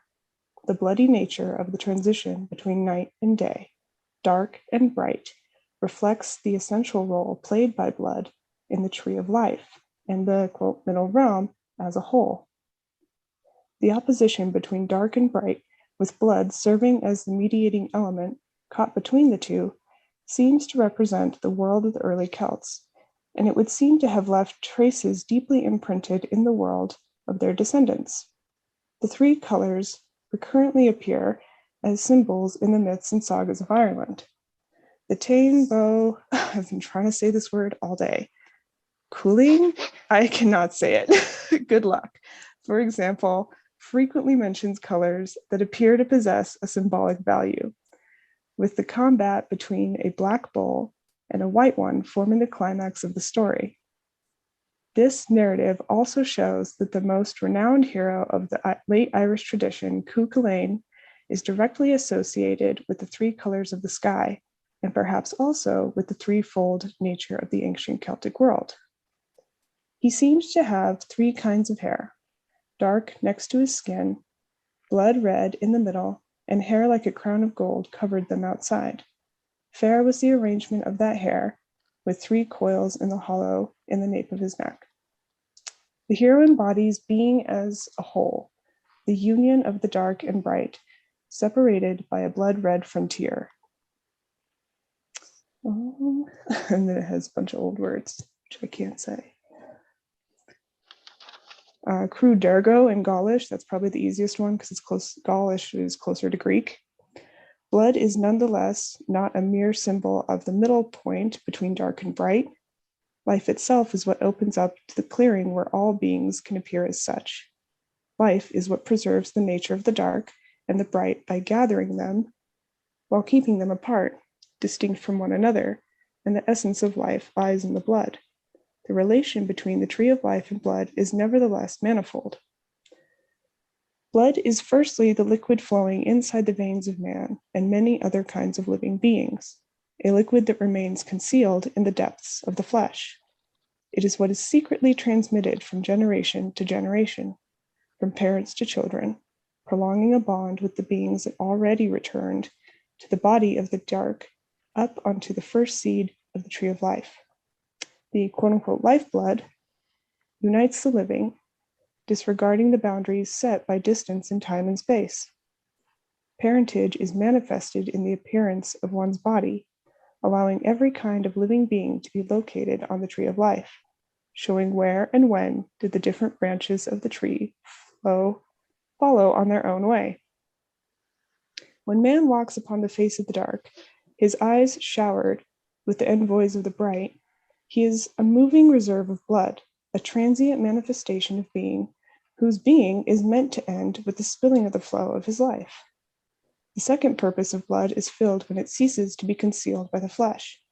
The crimson hue of the liquid of life remains invisible and thus meaningless as long as blood remains in the darkness of the veins. Colors are meant to be seen, and the red sap of the tree of life can only be seen at special times, at the dawn or dusk of the living beings. Children are indeed at the dawn of their life, often covered with blood of their mother, but the utmost manifestation of the nature and coloration of blood occurs when the flesh is slashed open and the lifeblood is spilled, when the white skin is covered with a scarlet mantle and life slips away into the depths of the earth. The sight of this event, where the being of a living being is brought to an end, or rather brought back to the concealment of the great body of the dark, acts as a sign. The lifeblood of this being proclaims his homecoming to the skies through the brightness of the red dye, war painting of the hero fallen in battle, given to all to see, which reminds men of the fact that all are called to the same fate. The being of all beings is meant to become a bloody sacrifice. This sacrifice, however, is not performed in order to receive the favor of the gods, or to employ their pardon for acts of cowardice or lack of piety. It is rather meant to be a celebration of life, through the spectacle of the passage of life to death, from being to non-being, from bitu to dubnos. That's middle to dark. A passage that is not to be feared, but rather longed for as the apex of a man's life, the return to the source of his own being, the dark and the deep. This is the last paragraph. Their blood shining inside the clearing between the dark and the bright, quote, all beings are sacrificed up to being, B-E-Y-N-G. Being is concealed by beings, by the shadow of the tree of life. But when one offers a bloody offering of the life of the living being, all witnesses of this event are offered a chance to peer beyond the being of beings, to get a glimpse at being itself. When blood is poured out of a being's vein, a picture of the world is offered to be seen. Between the dark earth and the bright sky, the red blood represents the essence of life, the essence of the middle realm. But what is experienced by the one whose blood is spilt is also an image of the world, as he himself passes from light to darkness, from being someone breathing the air of the skies and beholding their radiance, to being a blind and deaf part of the earth. Both pictures are focused around blood, the center of the world, the gateway between bright and dark, being and non-being. Life, therefore, is the ophalos of being as a whole. The blood, it is its essence and the way by which man is always reminded of his destiny. Between dark and bright, being shines with the color of the twilight, where the lines of separation between things are blurred and beings are forced to try to see beyond the appearance, to break the line separating things and beings in order to perceive being itself. Man, however, is not alone in this reflection. Damn, I smell casserole, y'all. For real. For real. Yeah. Oh, and I granted your request, Chance. That was great. I really want to read that again now. It's hard to listen to it. It's a little heavy. But I granted your request here, Chance, to draw a sink full of spiders. Probably too close to it. There we go. Oh, let's just switch the camera around. Like that. Not enough spiders. More spiders. More spiders. We can fill the whole room with spiders. Spider dippity. I've never tried to draw on big paper with a big fat Sharpie before. This probably was accidentally taken from Jim's shop. I don't remember ever buying one. We used I recognize that Sharpie. Yeah. Rachel, what was that called that you read? It was a section from The World of the Gauls. Man. Philosophy. Yeah, it's so deep that it just throws so much light on the idea of people saying, oh, we used to be so dumb and now we're so smart. It's like, oh my gosh, this person's like completely deeply philosophizing the concept of being, which is like the ultimate in philosophy. I mean, that's where philosophy starts and ends, is with the idea of being. Oh yeah, the whole section. I mean, there's a whole section on being because that's Bitu, and it goes through the different types of being, like you as a being in the world, and it just goes so much deeper. And then to connect it with the dark and the light, and being that bridge, and what that connection looks like is pretty amazing. So the first thing I listened to today, this is really beautiful. It's bringing a big sync into full circle here. But the first thing I got into was Crow 777 and Benjamin Balderson. Nice. Oh, I've been wanting to catch up on that. Yeah, man. And anybody the first hour is great in and of itself, but I definitely would encourage people to splurge and dig in for the second hour because Ophalos came up. Benjamin brought it up. And they kind of made my dreams come true. I've always wanted Crow 777 and Jason to get into Electric Universe, but they have a propensity to avoid subject matter that involves a spherical planet. And so I never thought it would ever happen. But Benjamin Balderson kind of, he skirted that. He worked his way around that obstacle, and they wrapped Electric Universe for the last 40 minutes of their conversation, and it was just a joy to hear, Crow, very little surprises Crow. It seems like he's thought of it all before, but they went into some uncharted territory today, and it was very enjoyable. I've got a few new Baldy's title on cards fire. made up. Yes. Weaving spiders welcome wonders. And we might ask, what did you just read? There's another one. Obviously, we need this one. Weaving spiders welcome wonders. Did mother eat my placenta? It's an excellent question. I hope she did, but I don't think she did. That's a great question to teach little kids to ask their mother. Hey, it's better than swearing. As good right? aunts and uncles, we're responsible to have children do uncomfortable things for their parents when we aren't there anymore. Ideally. Uncomfortable things, yes. Like when to manscape the goat. Oh my gosh. I'm gonna do my professional duty as under my oath and defer to Jim on this one. I'm going to read something about placentas. Well, I should. Yeah. I'm going to mute myself. Had to share this email. Hi, James. I appreciated your show today through the lens of the filtering placenta.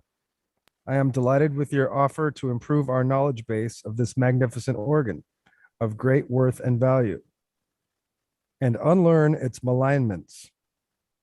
It is very important to envision and convey the placenta as reaching up and growing naturally towards the fundus as the pregnancy advances, far and away from the cervix by the time of birth, with plenty of room.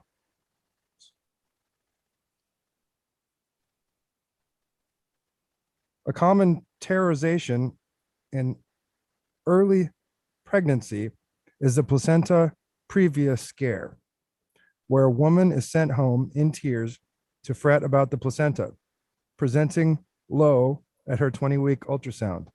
She has been told of the risk of the placenta partially covering her cervix at birth, and she can die of hemorrhage during birth. She has not been told that most placentas,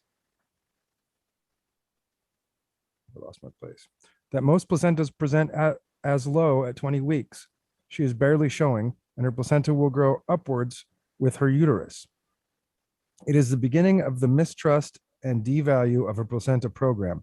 After she expels it, she will allow it to be taken from her, reassured of its worthlessness, to be discarded as medical waste, and dealt to the insatiable industry that has developed a refined taste for its many usages. Thanks for letting me share. I'm thinking of joining your crypto dojo on Thursday. So much to learn. All the best, Margaret. I got this from another YouTuber's comments section. Nice. Yeah. Margaret. Maggie. Yeah, talking about a crypto dojo, a hidden dojo. Hidden perhaps. dojo. We have a public dojo right now. That's right. You're all in our public dojo. Welcome. Welcome. Saw that particular sensei in the comments of a Marty Leeds live stream today. I thought, will we see this information in an upcoming video? Well, it's nice that we have a small community, of ideas and folks. I think it's important that the ideas get out and not who's attached to them, for sure. Absolutely. Well, that's why I read it, because it was along the lines of some gravy that we dealt. Yeah, man. You actually have to stop saying gravy. Oh, I know. Because it has the word grave in it, so it's obviously bad. Oh man, No fun, no fun. That's a joke, guys. We can have fun. I gotta write these down. Man, this is good stuff. Good morning. It makes me wonder if people assume that we're affiliated with Everybody says gravy now. It doesn't belong to Bowen. Bowen Engelman. Yeah. I heard a really good joke one time from my local barista. He said, "Oh, I would have known that you were from Indiana if you'd have just asked for gravy in your coffee." Weird. Like a cup of gravy? Or like instead of cream. Ugh. Yeah, I know. That's so scary. I'm afraid to ask if it's real because I don't want to know if it is. Someone's done it. Might actually be good. What is that called? Bulletproof coffee? It reminds me of it, yeah. My great grandmother used to dip her tuna fish sandwiches in her coffee. Whoa. Stop. Why? I'm serious. It was so disturbing. It was so like you'd go over and grandma'd be sitting playing solitaire at the table and like you'd look at her coffee and there'd be this like film of like, like oil, like, I mean, it's gotta be the mayonnaise, just like, whoa. I remember my great grandmother did another weird thing. She had Burnt false mayonnaise. teeth. And so she would, if she ate something off a fork, she would bite the fork and slide it out from between her teeth. And it's just thinking about it gives me the total EBGBs. But she couldn't feel it because they were false teeth. But it's just like, don't do that. Don't slide the fork between your teeth. What are you doing? Please do not. Yeah. So I have a read if anyone is up to continue in a reading vein. Yeah, man. God. Okay. Let me tell a quick story before you go for do it. Yeah, because this is gonna take a sec. All right, just to follow up SB's story. And you don't have to be quick. So at my grandfather's funeral, he was a mad scientist. He was involved in the black box that they put in airplanes. He was involved in night vision goggles. He was very, very smart. Worked for the government. Engineer? Yeah. Cool. And at his funeral, they told a story. It was the funniest. I mean, I feel so bad because I laughed so much at the funeral. It was so comedic. But the story was they had 6 kids in the family, and the kids were all acting a fool at this restaurant. And Grandpa was sitting at the head of the table, and he like snaps at all the kids. And he's like, "All of you shut up, sit down, mind your damn manners." And he snaps his glasses off of his head, and he's like, "I swear, I have no idea where you kids get it." And he takes his water glass and he dunks his glasses in his water, and then he starts wiping it off on the tablecloth while he's reprimanding them on their manners. Perfect. Perfect. Classic.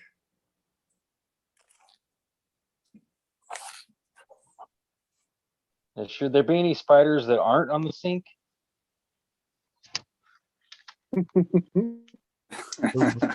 Some are escaping over the edge beyond the sink.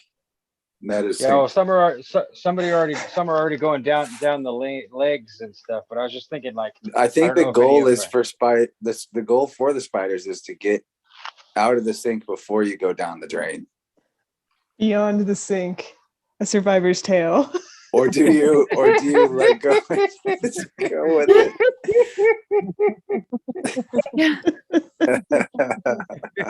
That's so funny. I don't know if I'll ever get over that. I'm gonna write it on here actually.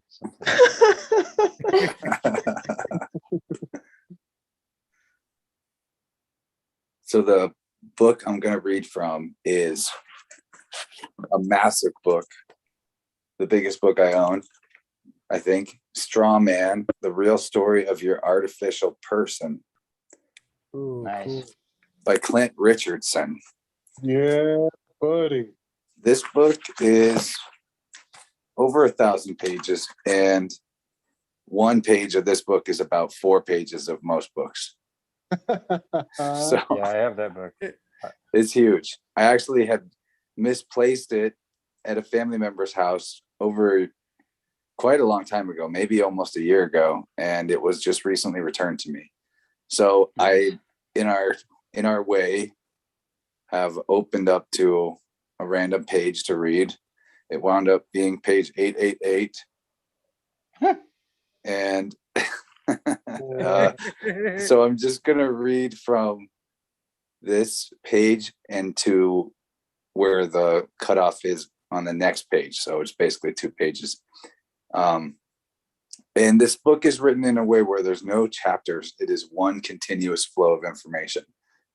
So you can kind of just jump in and read some paragraphs and learn some things. But yeah, I haven't pre-read this, but hopefully it's not too dry. You guys can interrupt me if it is, but I find this book fascinating. Word. All right. Faith, belief, trust, confidence. These are the essential elements that create the authority of legalistic law and corporate religious doctrine. It is not guns or the men wielding them, for they too must possess these same attributes regarding the fictional issuer of their arms and their license to use them. Their own individual authority counts on their master's legitimacy in the eyes of the illegitimates who subscribe to it. And in the end, the only way to cause this to happen, this false estimation of the worth of a nation and its sovereign that is lawless magistracy, is to cause men to see other men as merely individual valuations of money, artificial titles and statuses. Just what is a man's life worth? In America, apparently, the answer to that question is a paycheck of slightly more than minimum wage, plus a federal pension and quite shitty veterans' health insurance for the life of the person so entitled. And now we're going to read a couple dictionary definitions. Pensio, Latin. In the civil law, a payment properly for the use of a thing, a rent, a payment for the use and occupation of another's house. Now, definition of pension.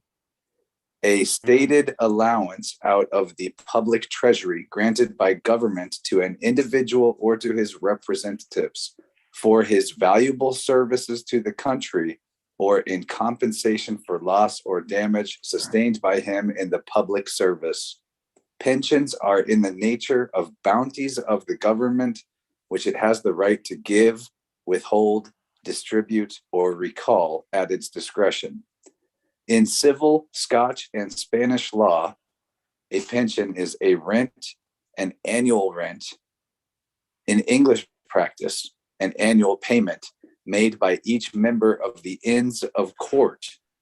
Also, an assembly of the members of the Society of Gray's Inn to consult of their affairs. I don't even know what Gray's Inn is. It's a capital G. That's interesting. So now the definition of pensioner. A pensioner. One who is supported by an allowance at the will of another, a dependent. It is usually applied in a public sense to those who receive pensions or annuities from government, who are chiefly such as have retired from places of honor and emolument. Persons making periodical payments are sometimes so called. Thus, resident undergraduates of the University of Cambridge, who are not on the foundation of any college, are spoken of as pensioners. The head of one of the Inns of Court, otherwise the treasurer. Pension was used to designate meetings of the benchers in Gray's Inn. One more definition. Pension, repeated. An allowance made to anyone without an equivalent.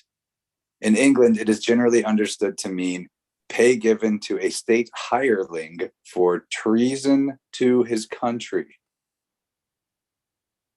Wow. Now, Clint goes on to say, no public pensioner will ever admit that they are on government welfare, that they are being supported by the state as payment for their prostituted employment's use in support of its legal organized criminal ventures. Public pensions are, of course, merely taxpayer-funded welfare for the middle class. Truth hurts, especially to those who demonize the loudest of the poor, to which their own taxpayer money as welfare goes to support in their destitution. God forbid that these enfranchised charity cases, these pensioners, should be charitable to the disenfranchised. Truth be told, these privileges received by public pensioners on the backs of all taxpayers are equal in this public debtor's prison to house privilege, to the concept of a house slave. Whoa. Notice here the difference between a bar attorney, that is a barrister of the Inns of Court, and the public agent that we act in surety for as the public person, a status. Both of these are agents or attorneys, and both are pensioners, but one of them pays and one is so paid. This seemingly trifling contemplation is actually very important. A pension, as defined above, is also a form of rent. And so when it comes to a professional attorney, an agent and officer of the courts of government, and a registered and confirmed member of such a legal law society thereof, the person is actually paying for the use of that title of membership. In other words, the attorney pays a pension in order to rent his approved and legalized flattering title and licensure from that government and society in union. This is to say that the person must pay a pension to use something belonging to another, in this case, a legal status and flattering title of attorney, so that he may use that title in good standing. So why then does government pay pensions to its public employees or hirelings? It's real simple. We allow ourselves to be employed or used by government, and so government pays its person, their property, to rent the man in surety to that person for its own evil designs. In the end, it loses nothing for such payments, for all money that government creates is designed to eventually be spent, taxed, and exacted back to government many times over. It may, for instance, require through unconscionable draft a person to join its military. For this, it pays rent for that service to own its own person, property, which the living man acts in surety under. And so we may say, as defined by the eccentric Samuel Jackson in his own honest and quirky dictionary, that we are paid pensions to commit treason against our country, remembering that it is the living people, not the legal documents or municipalities, that are the true country. Just as real people are the only real legal, are the only real church. Real people are the only real church, not a building or corporation in name only. To work and be pensioned in the United States or to the United States is certainly a treason against the private states, the people, but one protected and permitted by law. For it was those people that created the foreign United States for the management of their goyim. One cannot be private and public at the same time, and one cannot serve two masters or sets of law at the same time. Ultimately, though, to be a pensioner of any type is always to be in blasphemy to God. Again, this rent paid to hireling mercenaries of the state is purely an inducement to contract with the fiction and to respect the gods of that fiction as higher than source. Without workers, the corporation would not have fictional life. It is to give service to prostitute oneself to the kingship, and in return receive rent for one's own body. That is a pension. This is a difficult concept to be sure, but also vital. The scriptures, and indeed the maxims as foundational principles of law in their essence, tell us that first and foremost, man and nature, being priceless under God, should never be evaluated falsely in mammon. No price should ever purchase, that is, conquer, a man's morals in employment. And from what I have come to understand, the non-valuation causing pricelessness or pure love of all life and the source of it is the first key to everlasting peace and an eternal life for all men upon this overtly coveted but seemingly unreachable heaven on earth. And the last part is a quote from Black's Law, 4th edition, a maxim called corpus humanum non recipit estimatonium, which means the human body does not admit of valuation. Here. Chance, you picked that page out of that huge book? Yeah, I've just opened it. Dude, and it was 888. You said it was 888. 888 and 889.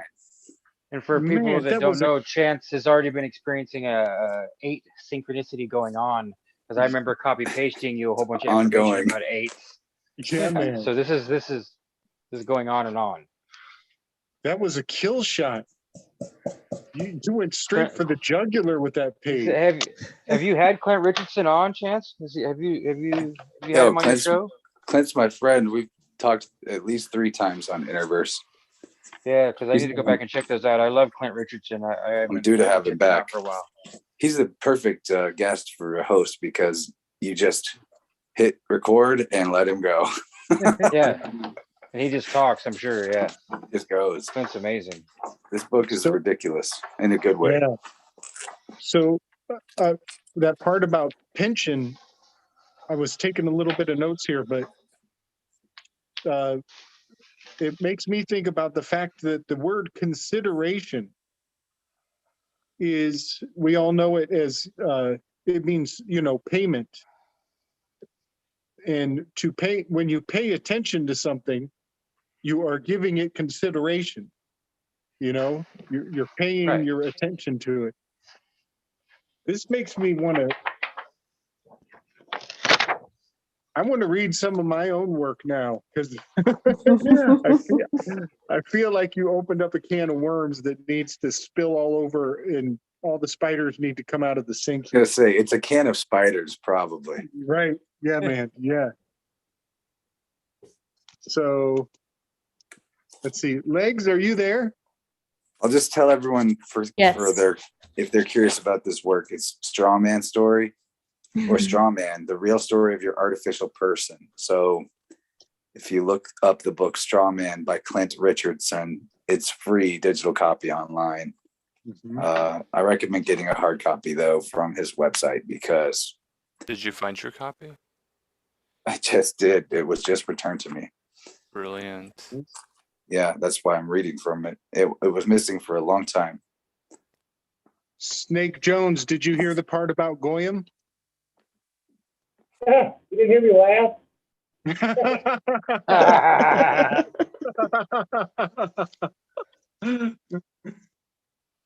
Before you Oh, go, man. Gabe, I don't Yeah. know if people could see this, but this is what I've been working on this whole time. I've been working on some phone art. I don't know if that's Nice. Cool. visible, Wow. I like it. but Yeah. it's a Mm. snowy Good. landscape with a blue fractal. I got the idea from Rachel and I have been talking about the mythos of behind the polar bear king. Mm. And I've been really fascinated with like snowy white, like Norwegian, Nordic folklore recently. So I've been channeling like that enchanted space, cold space. So that's what I'm currently working on. Nice.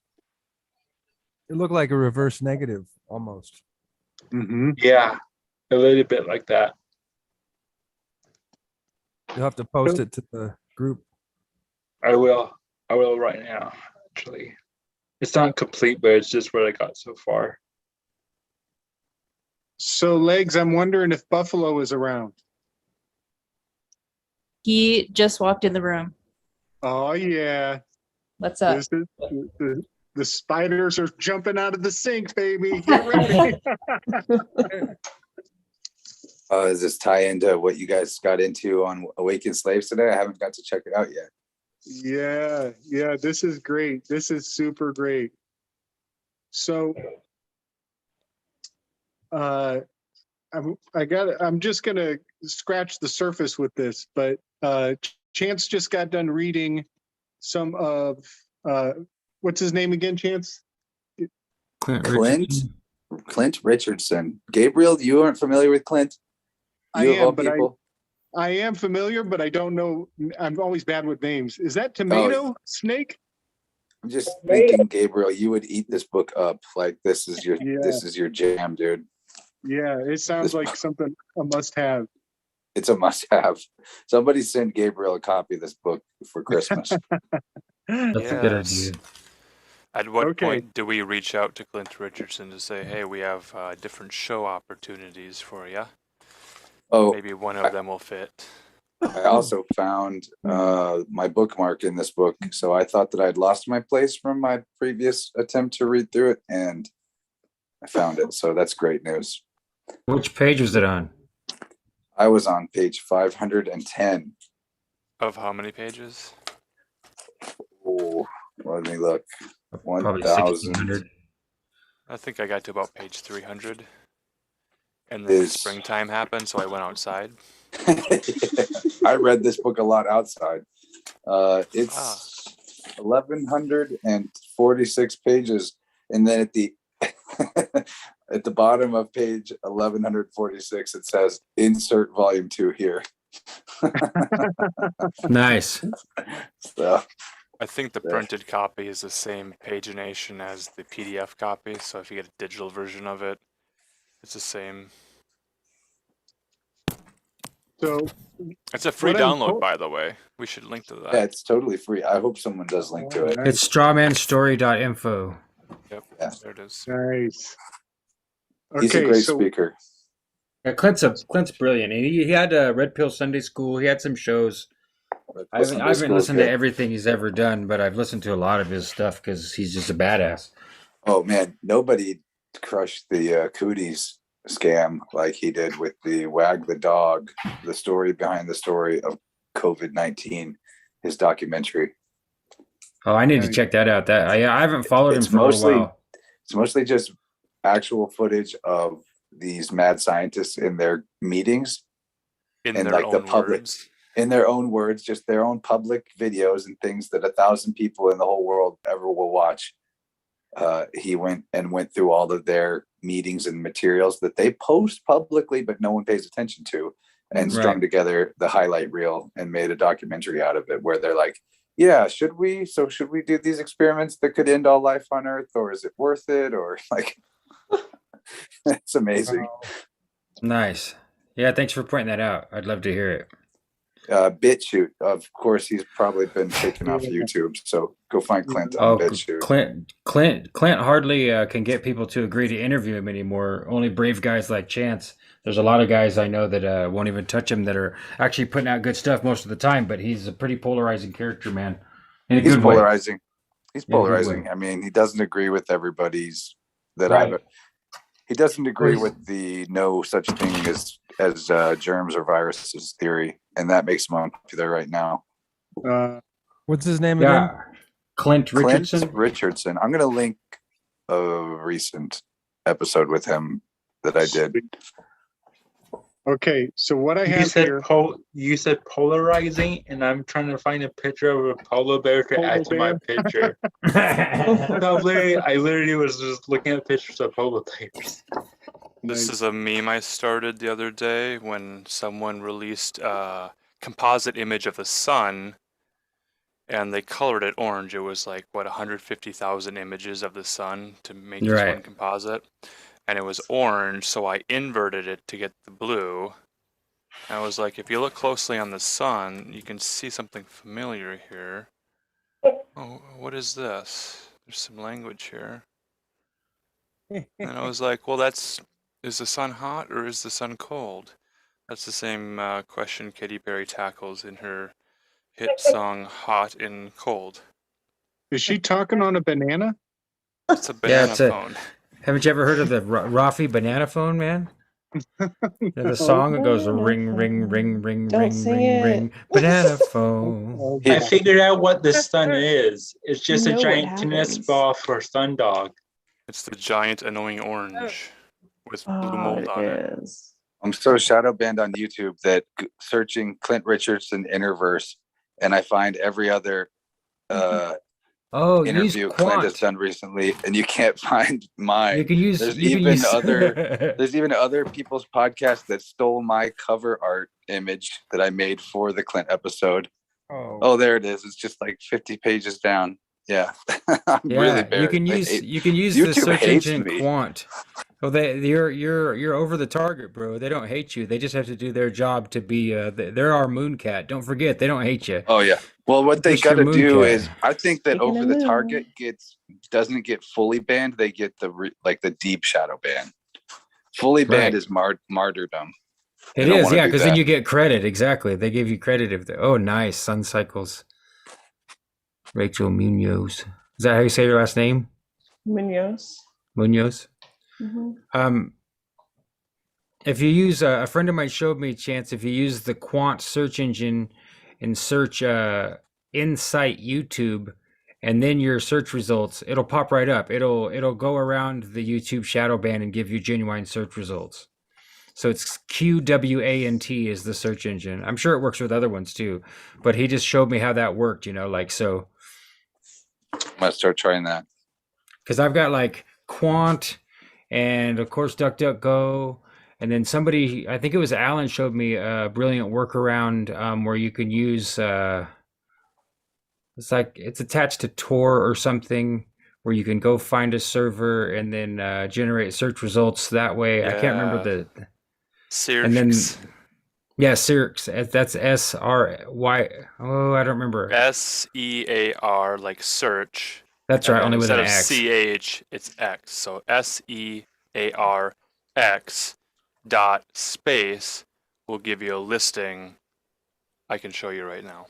Yeah, you should go. Yeah, what's the other one? Giburu, I think is one. Is a decent little search engine. It still uses the Google algorithm, but it also goes around the shadow banning and the bullshit a little bit. But it should encourage people to. Yeah, it is. It's like Nibiru, only it's with a G. And some of us older people can remember when Google worked pretty good, but it really sucks now. And so it's a good idea to use 3 or 4 search engines at a time if you're really trying to find stuff. If you're just looking for the same plain thing that will pop up, it's no big deal. But like Chance, that sucks, man, to be searching for your own information and it's just buried. It's silly. There's a speed test on here, so there's a search function on my website I could use on my own site. I hope that one still works. That's when we know it gets really bad, when they start to shadow ban us on our own sites. I'm gonna try my own website and see if I'll let you know. So I just shared another update. I found this really cool picture of like a galaxy background of like the Milky Way. And I put it over my one I did, the one I'm working on.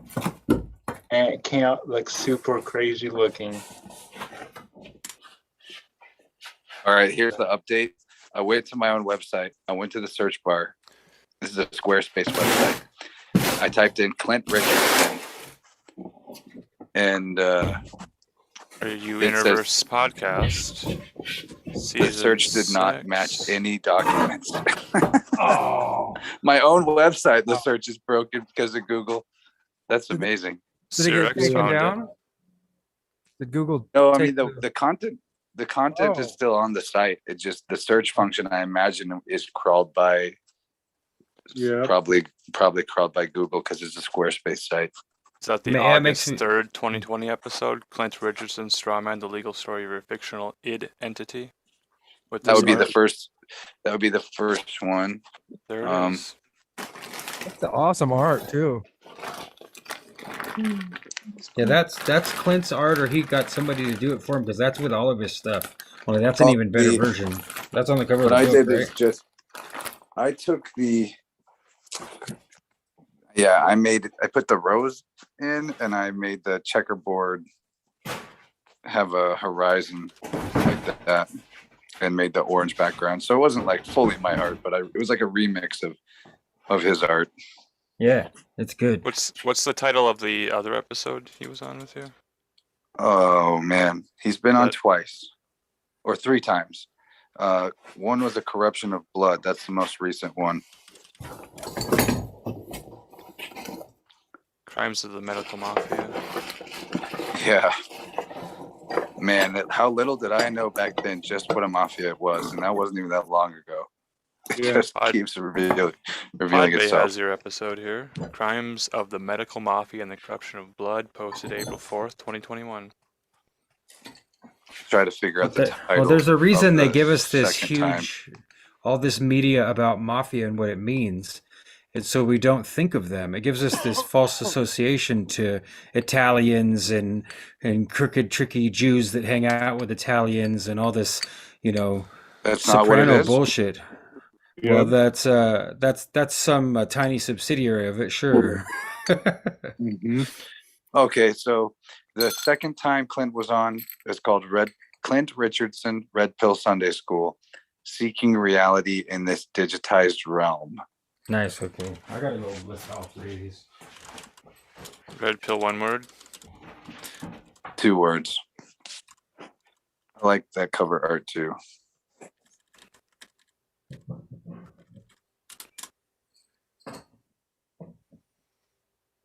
That's it.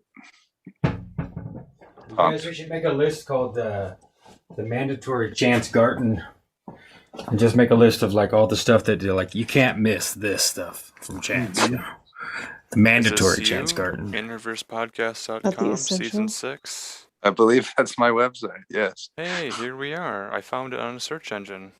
Sweet. And you were using the SEARX one? Yep, Cirx. Yeah. Search that works. Cirx.com. That one didn't get enough views for how good it was. Clint's a real champ. Let's reboot it. Start posting it on my YouTube channel when I get it back. So I want to read my equitable estoppel for everybody. Oh, I do want that, Gabriel. I want that much. Yes. So we are establishing equity with this page I'm about to read. And by being in equity, it first of all, the first word on this page, equitable, it means that you are a man. And if they don't know that, that's their loss, and they're already in over their head. And my first line of defense, we all have access to. This is nothing special. All of us, when you sign your insurance with your car insurance, there is a series of papers that you sign, and one of them is a equipment, it's called a no business use statement. Does that sound familiar to you guys? Yeah, yeah. So when you sign the no business use statement, you must demand, very politely, a copy for yourself. And that is what is included in this very small pile of papers that I keep with me when I travel. And so I'm just going to read through this, and a lot of it is codes and articles that you can find elsewhere, but it's good to have it all in one place, read and entered into the public record here. Oh, and also I want to pat myself a little bit on the back here. My format that I'm going to lay out is a 6-part, 6 paragraphs, and they are based on biblical covenants. The exact alignment of these paragraphs go all the way back to Old Testament Moses and the law of the Torah. So starting with the preamble. Private free inhabitant, per Article 4 of the Articles of Confederation. All substantive rights reserved with full faith in credit. Consumer goods, UCC 9-109, bought and used primarily for household purposes, not equipment for business, UCC 2-316. See the no business use statement, policy number 685, blah, blah, blah. That's my insurance policy number from Loyal Insurance. Purposeful availing to civil jurisdiction denied. Boyd versus the U.S. Prologue. Without a breach of peace, there is no contract. The mere appearance of justice is fraud by definition. In full trust and adherence to Article 44 of the Lieber Code, should the actions of, and this is where I write in the police officer's name and badge number, should the actions of officer and badge number break concordance to the legal truth of here established facts, order number, and this is where I write them a receipt with their name on it, and I put the number of the receipt in that line. This estoppel nullifies any acting on objective good faith reliance. Norton versus Shelby, Colorado, 118 U.S. 425, 1886.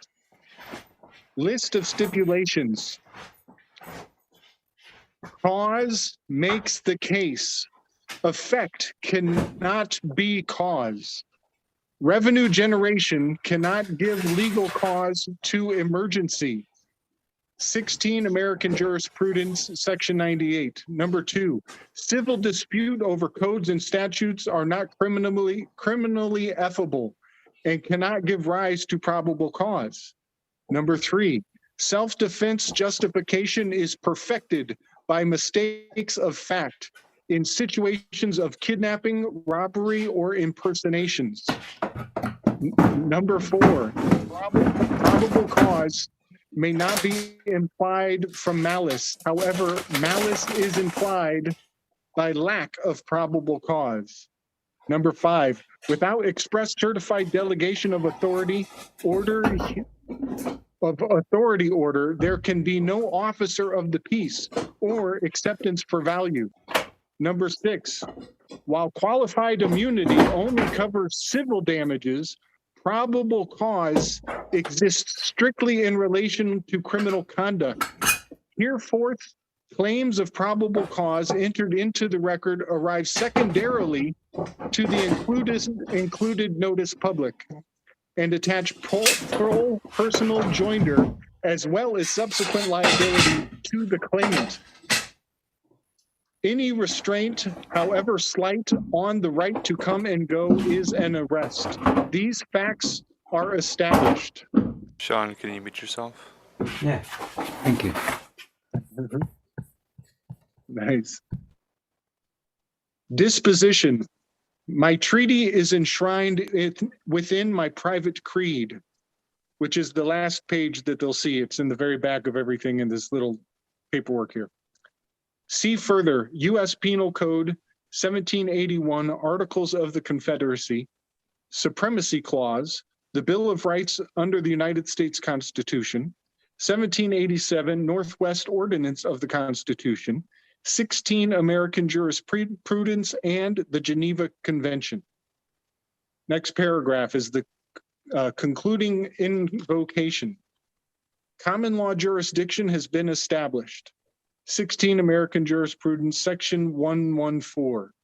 Neither contract nor trust can include two contradictory things, as in an obligation to do and a right not to do. Understand that all services are thusly waived, while the utmost protection is compulsory in this matter. Title 18 U.S. Code Section 2381. Attached blessings and curses. Equity aids the vigilant, not the indolent. All rights reserved in upright substantive command with good standing by full faith and credit. Also incorporated by reference as though fully stated herein, parentheses attached. Murdoch versus Pennsylvania, People versus Gabby, Miller versus U.S., Thompson versus Smith, Chicago Motor Coach versus Chicago, Kent versus Dulles. See further, Penal Code, Chapter 39, Abuse of Official Capacity, Official Oppression, Malicious Persecution, Pauley versus Hale, Perjury of Oath, Sedition, and Treason against the Constitution, Impersonating a Police Officer, Brookfield Constitution, Colorado versus Kozinski, Hunding versus Jensen, 1971, 18 U.S. Code 2241, Conspiracy Against Rights, 18 U.S. Code 242, Deprivation of Rights under Color of Law, 18 U.S. Code 247, Damage to Religious Property. That's a dick smack right there, I tell you what. False Arrest, Burlington versus Josephson, 1946, Knight versus Baker, 1926, McAleer versus Good, 1907. In instance of arrest, the great and efficacious writ in all manner of illegal confinement pre-served to the holder of this due notice known as the habeas corpus. Oh. That is my magnum opus, and it's just the first page. That's the equitable estoppel, and it establishes that I've already considered all the things that could possibly go wrong in this situation, and they are put on notice not to even think about doing any of the things that I've already thought about that could go wrong in this situation. So is this in the case of getting pulled over? Yep. Or... And yes, for any time that any officer even presumes that I'm going to do their job for them, I am not for hire. I am not even remotely willing to answer questions whatsoever, and they should just move on to the next guy. So the next page is a public notice, and because it's on the front, everything that's on the front of a page is public. And when you put it on the back side of the page, it can be declared as private. And if they have not taken an oath of office, they do not have the privilege to access the private side of the page. And if they have not taken an oath of office and I find out that they haven't, then they can be held liable for accessing my private information on the back side of the page. And this is why I lay it all out and tell them that they're basically holding a booby trap in their hands and not to go any further without permission from an official sheriff who has made the oath of office. And this one is much more, less jargony, less technical. It makes more sense. So before you go, I just want to say, I would like to visit Sean's house and just open drawers and look around. Jared said he thought he was in ASMR hell, but I thought it was kind of like set the you're welcome. I liked it. Yeah, all I got to do is show up. I mean, I'll have to introduce you to my girl and explain to her the nature of our business, but especially my personal stuff, she won't care. I mean, obviously, if you go for the master bedroom drawers, you're going to be in trouble. I wouldn't want to look at No, there. I'll stick to the studio area. Yeah, that's fine. These drawers are empty yet, but by the time you get here, God only knows what in them. Okay, so this is the public notice. Per Article 4, Comity Clause 1838, this is a private conveyance, not for public use, hire, or reward under color of state law 42, Section 1983. Cease all designation of capacitance or discrimination, not engaged in transportation or commerce on the road. See the no business use statement, policy number, yada, yada. Any solicitation to confer or deny any differential favor or disfavor hereby imputes personal full liability to the reader of this private contract. Privacy is not the enemy of safety, but its guarantor. For, on, with, and in the record, I do not authorize the use of my name in public. Likewise, I refute any presumption of titles, oaths, or commitments. Thank you for accepting my offer of values as a private and free inhabitant of the 4th Article of the Confederacy. If you are specifically not a peace officer, but merely a public servant, you must clearly articulate that fact now. Reading the reverse side is not authorized to non-peace officers. A public servant has no contractual value without a public trust or an offer of legal notice. Thereby, your actions here would falsely exhibit either malfeasance of legal counsel or a peacekeeper's fidelity to the Constitution, 18 U.S.C. 421-242. If you took no oath, or if your oath was devoid the honors of a peace officer, return this presentment and read no more than the notice public. Feel free to summon a proven constitutional officer of the peace to read the backside hereon, so that needed peace is observed. Also, what's more lawfully binding, so as to refrain from mistakes and further impersonation of such a peace officer. Colorado law, CRS 188112. Yeah.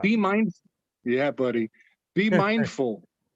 Claims of crimes require probable cause, clear knowledge of the facts, corpus delicti, mens rea, or acts reus, 4th Amendment. Be further mindful of Title 18, U.S. Codes 241, 242, and 247. 241, conspiracy against rights, deprivation of rights under color of law, damage to religious property, obstruction of persons in the free exercise of religious beliefs, as well as Title 18 U.S. Code Section 2381. An individual's name is protected under the Fourth Amendment, upheld and protected presently by your oath-bound hands, or those of your CO, commanding officer, as well as the Privacy Act of 1974. This includes my name, home, docs, auto, fees, children, property, right to travel unimpeded, and how I am to be paid if anything is taken without just compensation under the Fifth Amendment's taking clause. This is not legal advice. This is lawful notice. Let it be clear, I fully respect the myriad demands of your commitment to public service. Thanks again for your wisdom and consideration in this particular matter. Wow. So that's for any old Joe Blow dude in a uniform who thinks he's got any fucking thing to say to me. And when his commanding officer comes, his commanding officer actually has access to the backside, which is my private creed. And the creed, that's the key, y'all. That's what's going to stop the cowpoke, is the creed, your belief. And this is what makes this entire thing a religious artifact. So the backside starts with private creed. From the beginning, with God as my witness, I, Gabriel, free inhabitant under God and true man of God, acknowledge all blessings given by God, repent of all transgressions against God, and waive all claims without God, so help me God. Law protects. Unconstitutional acts are not law. 118 USR 425.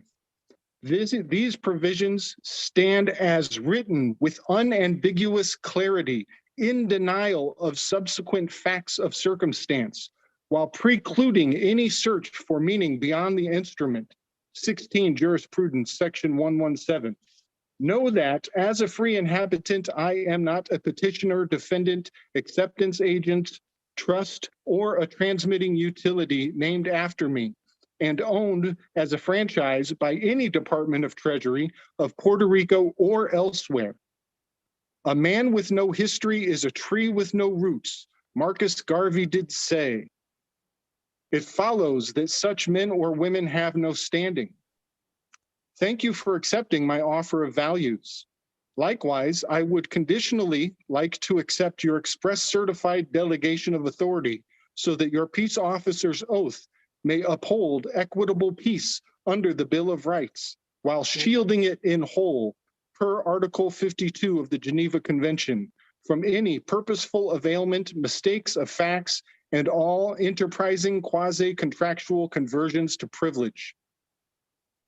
I hereby invoke your solemn vow to recognize and protect all constitutionally substantive rights at their fullest lawful value, and in honor of your word, to safeguard the privacy of America from all foreign and domestic threats of redress. You are entrusted to protect this common law against claims of civil jurisdiction or any reduction of status to mere legal forms such as citizen or sir, in holding with your capacitating credential oath of office.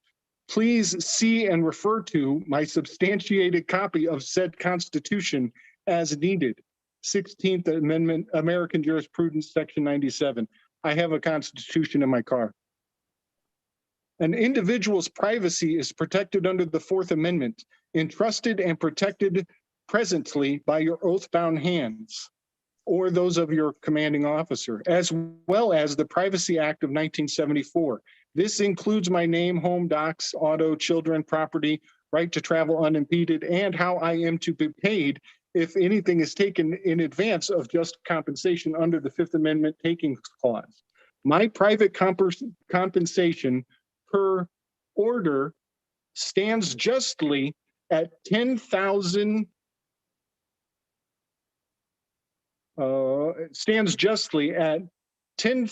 general labor hours paid in full. Yeah. The standing fee for any directive found relating to my authoritating private signature or biometrics is no less than 10,000 general labor hours paid in full per order placed. Counter offers not accepted, Article 31 of the Geneva Convention. As duty conflicts with due process, the resulting debt falls squarely on your head. Title 5, USC 5-56-D. This is a self-executing document. So says Gabriel, true man of God. Hallelujah, hear, hear. Yeah, man. Yeah, that's nice. And I highly recommend everybody to plagiarize and steal every word of that, spread it around, give it to your friends, hide your kids, hide your wife. Just remember, if you're going to do that, that you have to go over each piece and understand it and amend it for it to be accurate to you. Right? Yeah. What state you live in. You have to know what it means, and you have to be able to stand by all of it.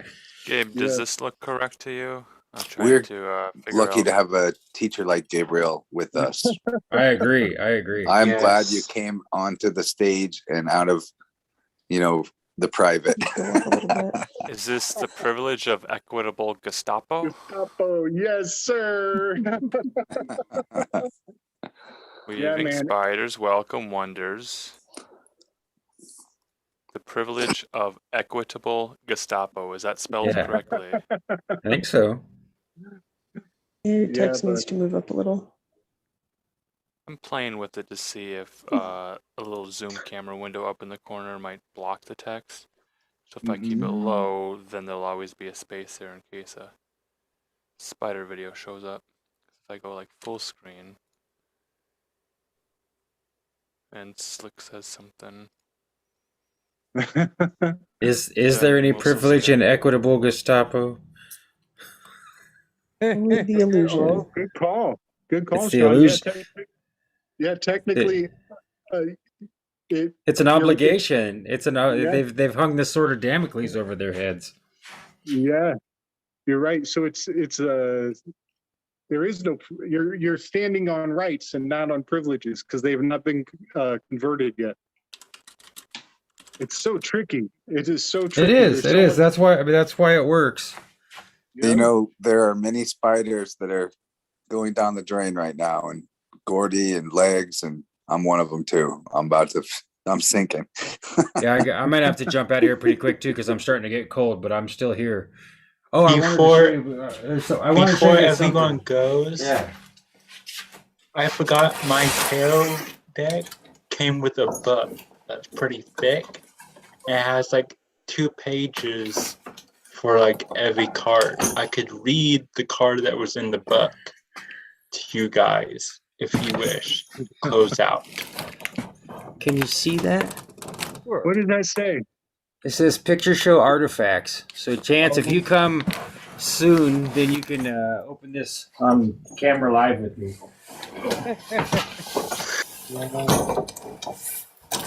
This was everything Jim had to gather up and deliver back to me.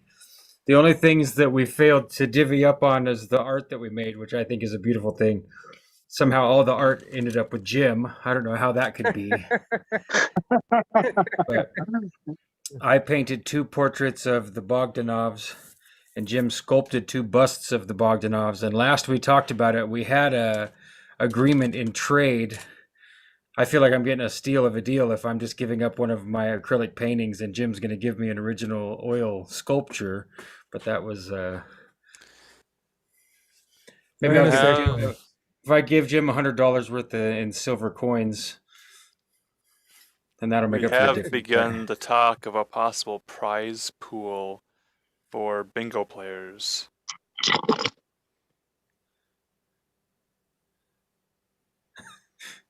Legs is blowing his kisses.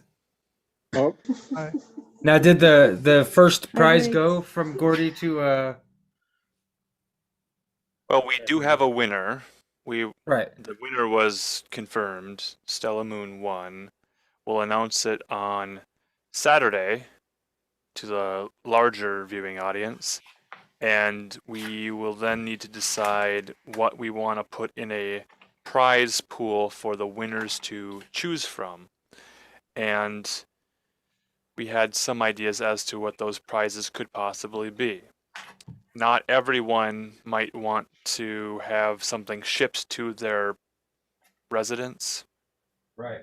So we might want to offer a digital prize.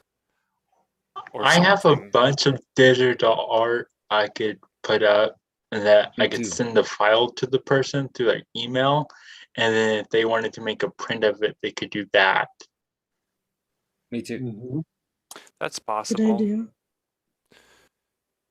So if anyone has anything to offer up into a prize pool, or anybody listening has ideas of possible prizes, we'll put those together. It could just be like a period of time, maybe 20 minutes on a Zoom call, Skype call, or something with a spider. If someone wants to talk to Jim for 20 minutes, that could be a prize. If someone wants to talk to Sean for 20 minutes. If you're willing. For under 20 minutes, it'd be a miracle. Right. Well, we'd say minimum of 20 minutes. So you'd set the timer when the call starts. And then after that, you have a way out to say, okay, well, 20 If someone wants me to, I've if been someone wants me to feeling- yell at them for 20 minutes, I'll offer that up as a one-time prize. I'll yell at you for 20 minutes. Coaching sessions. That could be useful actually for some. No, I mean, you don't know what I'll yell. It sounds like it would be negative, but that might not be true. I might come with all affirmative ideas and yell them at you. You don't know what you're going to get, but that's a one time. I won't do it more than once. But I'll make that as an offer now. Yeah, I've been feeling like I need to gift this one to somebody. That's a good one. I like that I one. like it. And Yeah, so I love your stuff. I could man. put this one up. Cool. Does that have a cauldron? Yeah. Yeah. So I can describe to you what this is really quick. If anyone wanted it to be put up as a prize, I could email you the file, and then you can make your own print if you so desire. Essentially, what this piece is I have a separate group with a couple of people like Juliana that we've been watching Avatar: The Last Airbender and breaking it down esoterically. And I've been kind of I've been teaching esoteric ways to the Avatar verse in a way with Juliana. I've been like a shepherd to them and starting this. And after we had watched one night, I couldn't really sleep. So I stayed up just making this piece. I made it in all one night. And I was listening to a band that Rachel showed me. I think it's pronounced Alceste. It's a French band. But it's black gaze. It's like black metal infused shoegaze, but it's like very spiritual. And he has an album that translates to Journeys of the Soul. And it's very beachy, underwatery, atmospheric music. And so I did that piece, and one animal that's close to me is octopus. Because I got a vision of octopus by looking at a moon once years ago. And so that's why I always have a cartoon octopus that's around. Usually if you're talking to me through Telegram, I usually have an octopus somewhere just because it's close to me. And so that symbol was kind of a late night, unable to sleep, mind trip mixed with this music. And essentially what it is the underwater cove, and this octopus is going inside this underwater cove underneath this mountain. And at the bottom of the cove is a rusted cauldron. And it's a play on the idea of, like a glass half full, Lord, fill up my cup, it's overflowing. The rusted cauldron is at the bottom of this cove of this ocean. So maybe that's why the ocean is there, because the cauldron was there for so long. It filled up so much, overflowed, and it created an ocean. But now it's just the cauldron's lost within the bottom of the ocean. And so the octopus is guided to the cauldron, the source of it, essentially, by this lone gemstone. And it's my birthstone, which or one of my birthstones, which is emeralds, and it's glowing up that space. So it's like searching the darkness of within, going on that journey of the soul and finding the light and bringing it back up. And it's right next to source, and which is that cauldron, and kind of rusted because it's been there a while, but the octopus is still being drawn to it. So it's like this inner perspective piece. And I did it within like all one night, and it's just super trippy. It was like this journey I was going on internally at the moment. It was really wild of a night. I meditated a little bit, and then I couldn't I meditated it, but it was like a chaotic meditation. But it was like a flowy, chaotic meditation. And then after that, I played that music and created that art piece, and I posted it like as soon as I was done to the Telegram group early in the morning. And some people probably was like, "Oh, he's up early." No, I was up all night creating this art piece.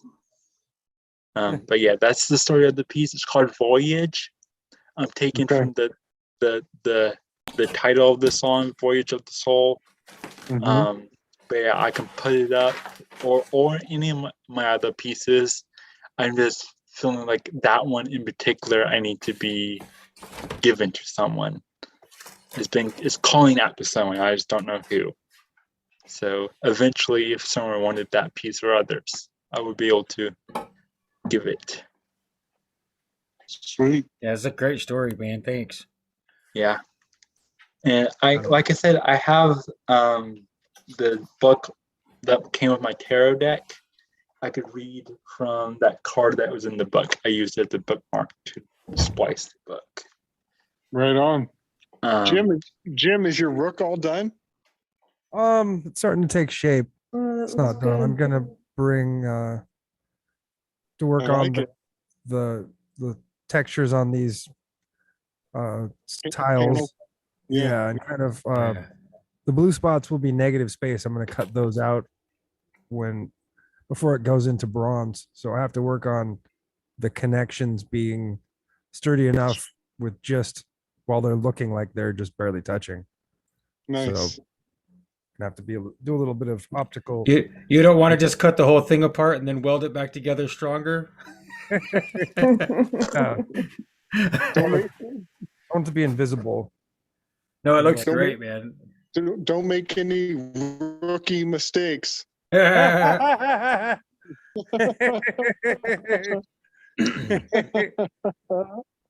great. I think the pun is the highest form of humor. It is.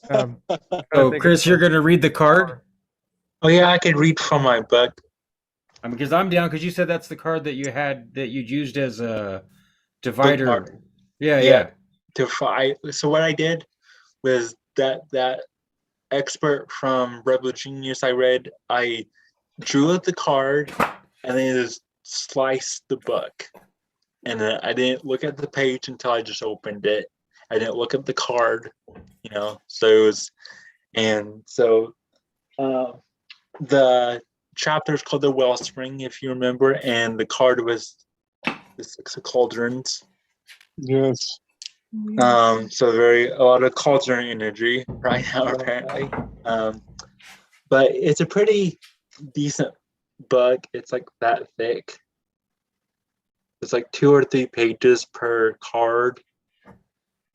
Some has, since there's a culture deck, some of them have like a little bit of like a lore, like a folktale connected to it, and some of them don't. I don't know if this one does or not. I haven't looked at it yet. So here we go. Six of Cauldrons. Keywords: reunion, memories, nostalgia. Remember the good old days? Who is the one that is longing for the days in this card? The 2 figures stand in the garden of the ancestors, a place where past and present collide. And beyond the burial chamber, we see a distant ocean and the rising sun. 2 gracious trees frame the chamber, one in the close of summer and the other in autumn. But how can this be? Who in fact is offering and receiving the cauldron?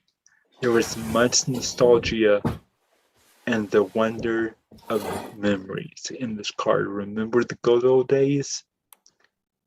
Are only a fantasy.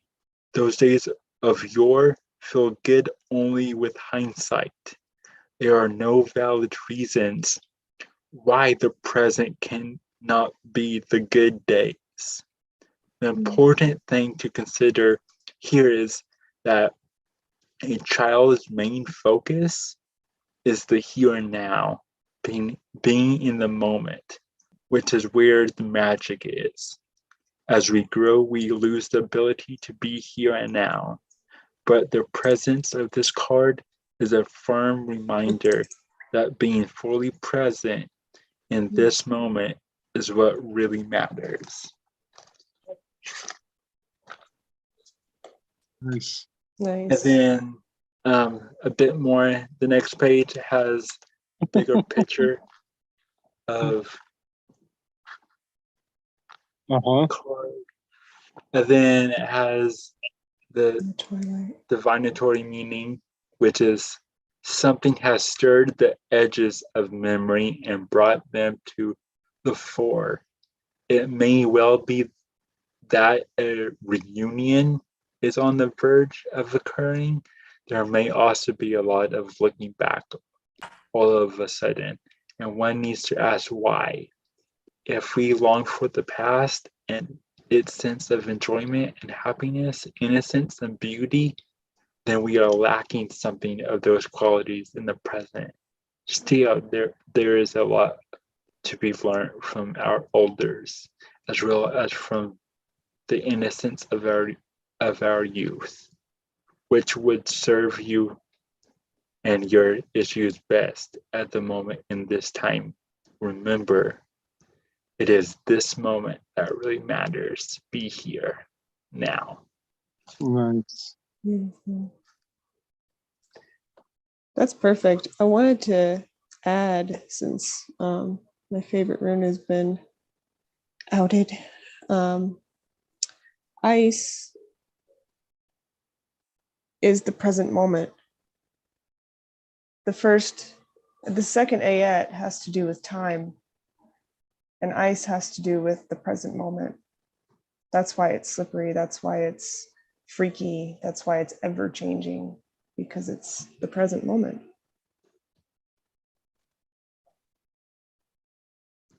So that's perfect, Chris. It always connects back to my art piece that I've been doing this whole time, which is a snowy, icy landscape. Yeah. And Rachel, didn't the thing you read have a cauldron? It didn't, but that is something that's in like Druid lore. The cauldron. Okay. That's really huge. That's like the source of life, and you'll see like, I mean, you've heard of that Disney movie, The Black Cauldron, and that's based on the cauldron of life. Anyone who was dead or dying or sick or anything could be placed in there, and they would come out alive. And it does get destroyed by somebody live going in, but it's a crazy story. But that's essentially where all life begins, is the cauldron. Hey, that makes me want to say something, because I thought of it earlier, since we're talking about cauldrons so much. In one of the most popular translations of the I Ching, there's an introduction written by Carl Jung, and in it he describes how he tests the divinatory system for its efficacy before he starts, like, because he's going to write the introduction, so he does the ritual with the coins, and he's doing it in a skeptical way as part of his preparation to write the introduction. And if I remember correctly, he gets the tang, which is the same as the cauldron, and I think in the I Ching it's a broken cauldron. And he gets he gets the broken cauldron, which implies, that it needs to be mended to be functional. And then he gets the well, or the cauldron and the well. The description that he's reading from is both, that it compares the cauldron to a well, if it's mended just like a well that needs to be dug out, or that the source needs to be cleaned up, But just because we all kind of use the I Ching a little bit, it's the first system that really felt like clean and comfortable and good to me, and it allowed me to have a more open mind towards other practices, because I was raised Protestant and Christian, and so it's like, tarot's just straight evil, man. That's evil. You're just messing with spirits and demons, And I'm not of the opinion that that's completely untrue either, but you have to bring yourself with true honesty to any situation, and especially if you're going to start consulting of the invisible, then if you're coming in a dishonorable way, even if you're not aware of it, then it's going to kick back on you. That's the way I look at all of this stuff, And that's why most people have so much problem with magic and those types of things, you know, that they don't realize how selfish or misguided they might really be. So they try to exact their will, and it's off target, and then it bounces back on you, you know? Yeah, Slick Dissident and I did a live I Ching coin flip reading on an Interverse episode, and Gabe can tell you all about that, since Gabe is Slick Dissident. Do you remember what you got? It was amazing. I got heads on almost every single one. And you guys got tails on all but I think one of them. So we had like almost all of our flips were the same result. And Alan, Marcus, and Chance were like fully synced into one another. Their results were the same the whole time. And it was really cool. That was my first time doing an I Ching reading. And it just, the more we reflected back on it, the more we were like, oh my gosh, it was true. It worked, yeah. Do you remember which episode it was? I do. I'll share it. Yeah, that was true. Was Sticks. The coins yeah, also? Sticks was the original way. Coins is the most popular way. And there's other ways to do it too. But I have a woman who's part of my family, and she grows yarrow, and yarrow is the sticks. And 2 or 3 years in a row now, I've tried to get yarrow from her, and I forget to ask at the right time because I want her to send me the yarrow sticks from her garden, and then I'll prepare them and cut them. So because it's complicated, you take the sticks and you stick them between your fingers in a certain pattern redundantly, and you have to do that, and then you get the first. That's like the first flip, and then you have to do it again and again. You know, so it's like a really labor intensive. And like you can't mess up, you know, you have to do it right or you're not actually getting a reading, you know, you're not honoring the process. So, but it's always been my intention to get those yarrow, and because I usually just use my phone app, I'll be honest. I mean, because it works. I'm comfortable with it. It's right and accurate every time. Even if I try to ask it some kind of a lesser or a diverting question out of curiosity, but something else is on my heart, it will answer the question that's on my heart and not answer the diverting question. You know, it's like, all right, like I don't mess with the I Ching. I don't open the I Ching and ask a dumb question because it'll just be like, anyway, about the real shit that's going on, here's your answer. I do Since like you ask that stupid about questions. Yeah, exactly. I actually have a deck. I showed Chance the deck when he was here. Mine's so much more grim than his because it's illustrated by Luis Royo. But that's the thing with the I Ching. Every single time I pull it, I almost know what it's going to say, and it's always right. It's always exactly what I need to hear. Yeah, I don't mess with it. I don't even ask it things very often. Yeah, like I'll draw a tarot card every day just as a vibe.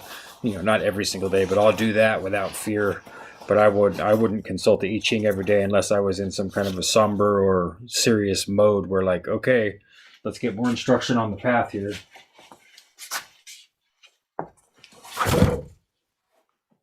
Yep, there it is. Cool.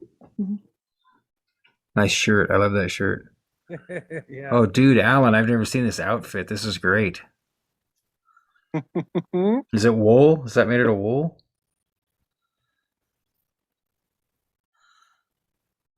Yeah, I'm gonna have to go watch that episode. I've got so much stuff. I need to just make a huge playlist and then tell myself I'm not going to do anything else except for what's on the playlist. No random surfing. I'm just gonna thank you. I'm gonna need a lot of blessings if I'm gonna pull that off. But we did. It's getting too cold out here for me, you guys. I got to bounce out of here. All right, Sean. Much love, brother. I love you all very much. I'll talk to you soon. Love you too, love. Yeah, have a good night. Thanks for putting this on, Jimmy. Yeah. Good night. Yeah, thanks for coming. I'll hit you guys up either way. We'll either be back here or we'll be on the spiders or I'll be in your DMs, any one of you at any time, so be warned. Good night. Good night. So I shared a picture of the of the card and the pages I read of the book with the illustrations, all in the Weave Inspires group, and it's super interesting to me because it's Wellspring and Cauldrons and Cauldron Born, and it's just this flowing sync in a way. And so when you guys look at Weaving in the Telegram group, it's there if you want to look into it deeper. Mm-hmm. Cool. Perfect. Thank you. Yeah. Yeah, that's such a good card right now, especially with the holidays and just kind of the season. Yeah, what I took from it, or I say at least this time, when I read it to you guys, I liked how in his literal expert he did for the card, he said, I already forgot exactly what he said, but the paraphrasing when he said, we can learn from our wise elders, but there's also knowledge in youth. So we can, because that when I read that, what popped into my mind is we always look at our elders that are either still living or in the past, or maybe even a past life for some of us, but we don't look at our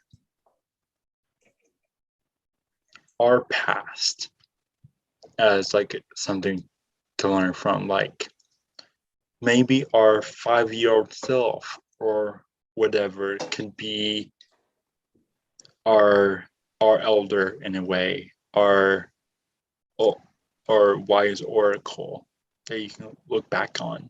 It's not just past life. They say every time you wake up in the morning, you're a new you, and the old you is dead. So when you're looking at, again, like a past life, maybe look at the you of yesterday, or the day before, or last year, or the 5 years ago, or whatever, and just ask that a question. Maybe get into a meditative state and visualize your younger self at whatever point in time, and ask that question you would ask an elder to your younger self. Maybe there's wisdom there. Now, we always kind of bash ourselves for, I had an angsty goth phase or whatever. And we kind of look, isn't that just so cringy? And we always look down upon our younger selves. Maybe we need to hold that self in praise. And that's actually something I kind of talked about to Juliana. We chatted on voice call privately for like 2 hours the other day. And I said in high school, I live in the Midwest, but in high school, I went through multiple phases. And one of the phases was I got super into surfing. I've never surfed before, but I love the culture. I watched videos of people talking about it, and I took it more as, looking back at it, it was more like a philosophy than anything to me. I wasn't like watching the WSL, even though I tried. I couldn't get into it, which is the World Surfing League. But I started following like independent pro surfers that also did art or documentaries, or musicians that just traveled around the world and created and surfed. And I took the idea of surfing, because the idea of surfing, that's the perfect analogy for anything in life. And to adapt that philosophy, I think that's why I went through that phase in high school, was I had to find this music and these documentaries and all this culture. And it wasn't just a cringy goth phase or anything. I had my own little phase, and I look back at it and I'm like, hey, I did learn something at that time. I might have not realized it at the moment, But now where I am, I can use that knowledge and learn from it. And that's my past self. That's my older, time is not linear. So that's my older, more youthful oracle I can go back to and learn from as I have others. So that's what I took from that. Nice. Yeah, I like that a lot. Cool. I have tried to surf probably 15 times in my whole life. Never got up. Never got up.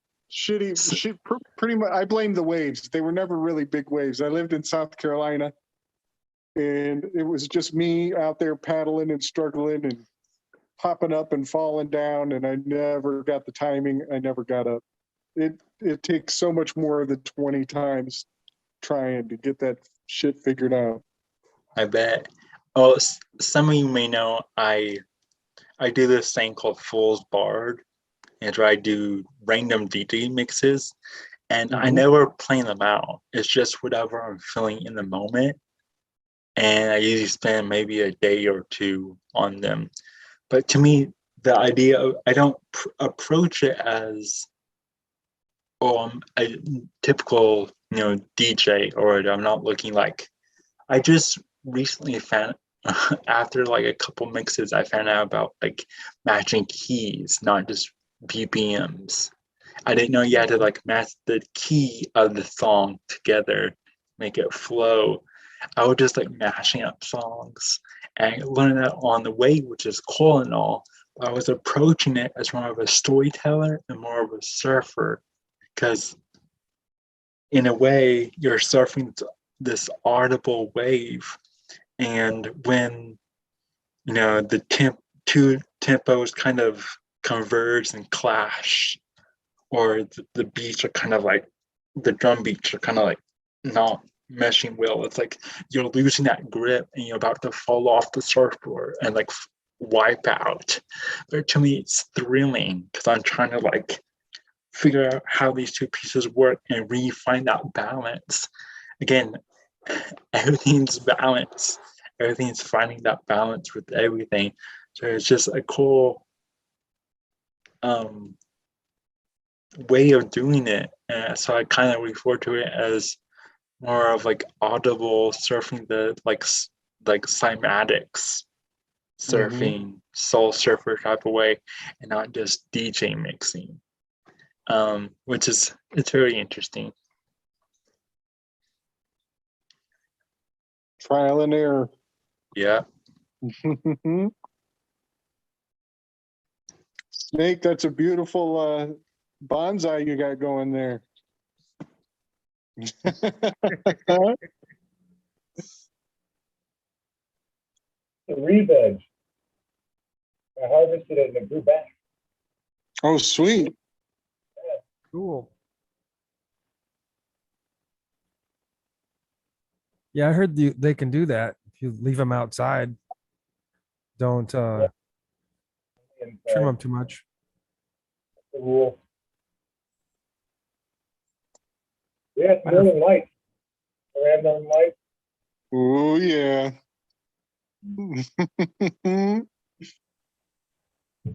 I got Made a few CBD. more of these. Yeah. Because I've seen Georgia, dear Georgia, she's in her 70s and she's edible for the first time. It was the worst experience of her life. Oh man. Well, yeah, because everything out there is so potent.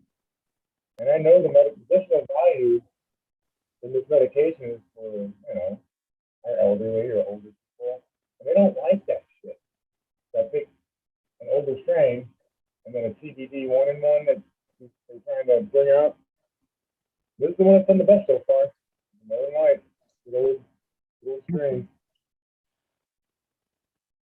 Nice. Do you guys have any ideas for templates? Yeah, so the question is, weaving spiders welcome wonders. What might meat eat? Meat. Weaving spiders welcome wonders. Are we dead but dreaming? You guys have any ideas for these? Let me know before the end of the night. I like Isn't- those. Isn't that a Tracy Twyman title? It's always a Tracy Twyman reference. Yeah. That's a good one. Nice dig.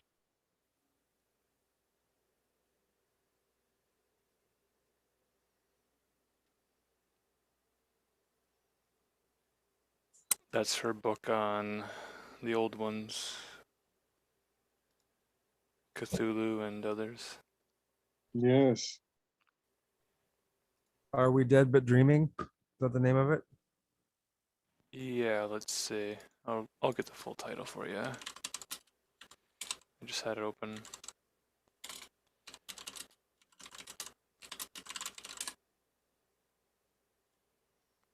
Dead but dreaming, the great old ones of Lovecraftian legend, reinterpreted as Atlantean kings. Yes. I gifted that to my aunt last Christmas. Cool. Yeah, and I haven't heard back from her. We don't talk very much, but maybe this Christmas I'll hear what she thought about it. That's an excellent gift. Yeah. I got a feeling it probably blew her freaking mind.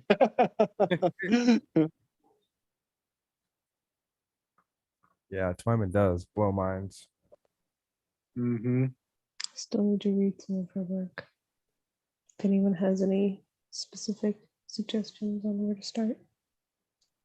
I had this one all queued up for tonight. I was going to read from Money Grows on the Tree of Knowledge. And I just randomly picked a page. And I was like, okay, I'm going to start here. And then I looked at the page before that and I was like, no, I'm going to start here. And then I looked at the page before that and I just ended up all the way at the beginning of the book. I was like, the whole thing is just, is going to be amazing. And so I don't think I don't know. It's hard to pick a spot to start. You could read them in the orders in which they were published if you have a lot of time and patience to get through it all. Mm-hmm. They build off each other, but sometimes you can get through. I mean, she revisits the material in later books because it builds off of her earlier books. So, I mean, it's not really redundancy, but a refresher. Mm-hmm. That's good to know. You know, it won't leave you in the dark wherever you start. You could just read the titles of the books, look into one that speaks to you in that moment, and then read it. Do that. I think Clock Shavings is a pretty good one to start with. Yeah, I would agree. Clock Shavings is maybe not easier to read through, but it might be a better introduction to her work, and you could get through Clock Shavings without having to do a lot of additional note taking or pausing for reflection. Now, although I might suggest Genuflect, her novel. Oh yeah, that's definitely a fun book read. Yeah, I would say Clock Shavings or Genuflect might be two of the better introductions. Genuflect being a novel, so there's a story with characters. It's a novel. It might be fictional. It might be, I don't know what it is. It's in the fiction section. Yeah, it fits in the fiction. It fits in the fiction section, yes. So it's an interesting kind of a horror story, maybe if you like Clive Barker or something like that. And Clock Shavings is more of a autobiographical take. I suppose, if ever there was one. Yeah. Tells more about her personal life than research. There's a character in Genuflect which may or may not be Tracy in some form.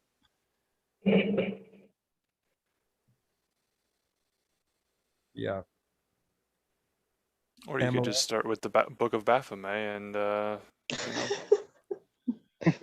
beat around the bush. It's a door stopper. Just get right to it. Mm-hmm.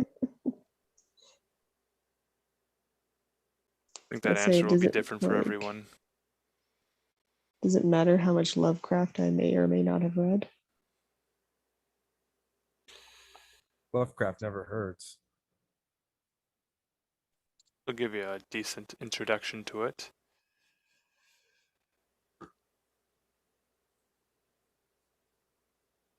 So my copy of Baphomet is the only book I have that I made a book cover on it so that I could take it into the airport and not get weird looks from people.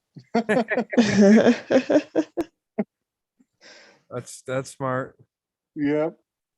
Brave of you to bring it to an airport. Yeah, it's still yeah, like, you know, if somebody's sitting next to me on the plane, I'm still like try to cover it with my arm a little bit. Was there a dust jacket on it? The hardcover book. So you took the dust jacket off, but it still has the name on the spine. Yep. So I custom made one. Yeah. I had a thought about that. I shared it in one of the groups. Something about some church, which was the opposite of a Church of God, was using social media to promote their services, and they had these things called daily Baffirmations, and they used an image of Baphomet. And I was like, well, this is clever and interesting, but yet to other people who don't quite know, they haven't read the 600-page book yet, they don't know who this B word is, Baphomet. They don't know what it means, so they have an idea that it's the devil, that it's the most evil thing in the world. And it still might be, I don't know. I mean, you gotta read the book to find out.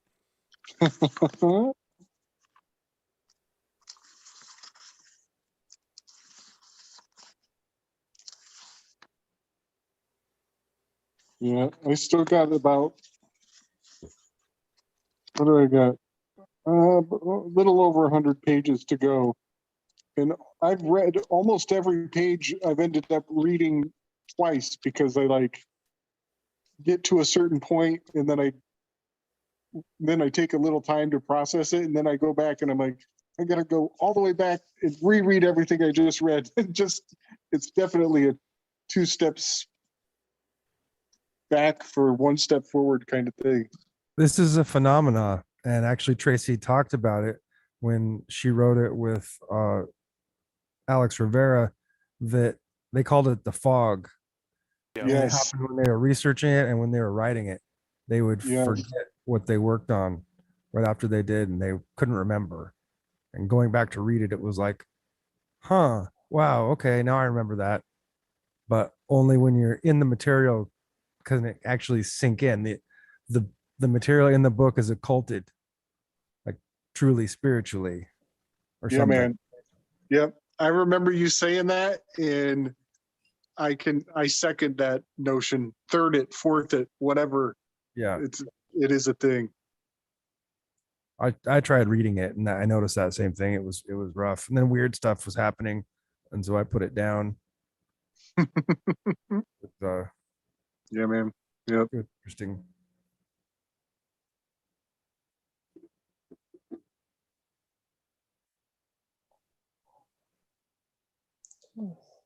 So maybe don't start with that book.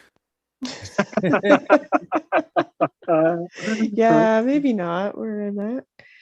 Don't fog our sinks. Yeah. I would never.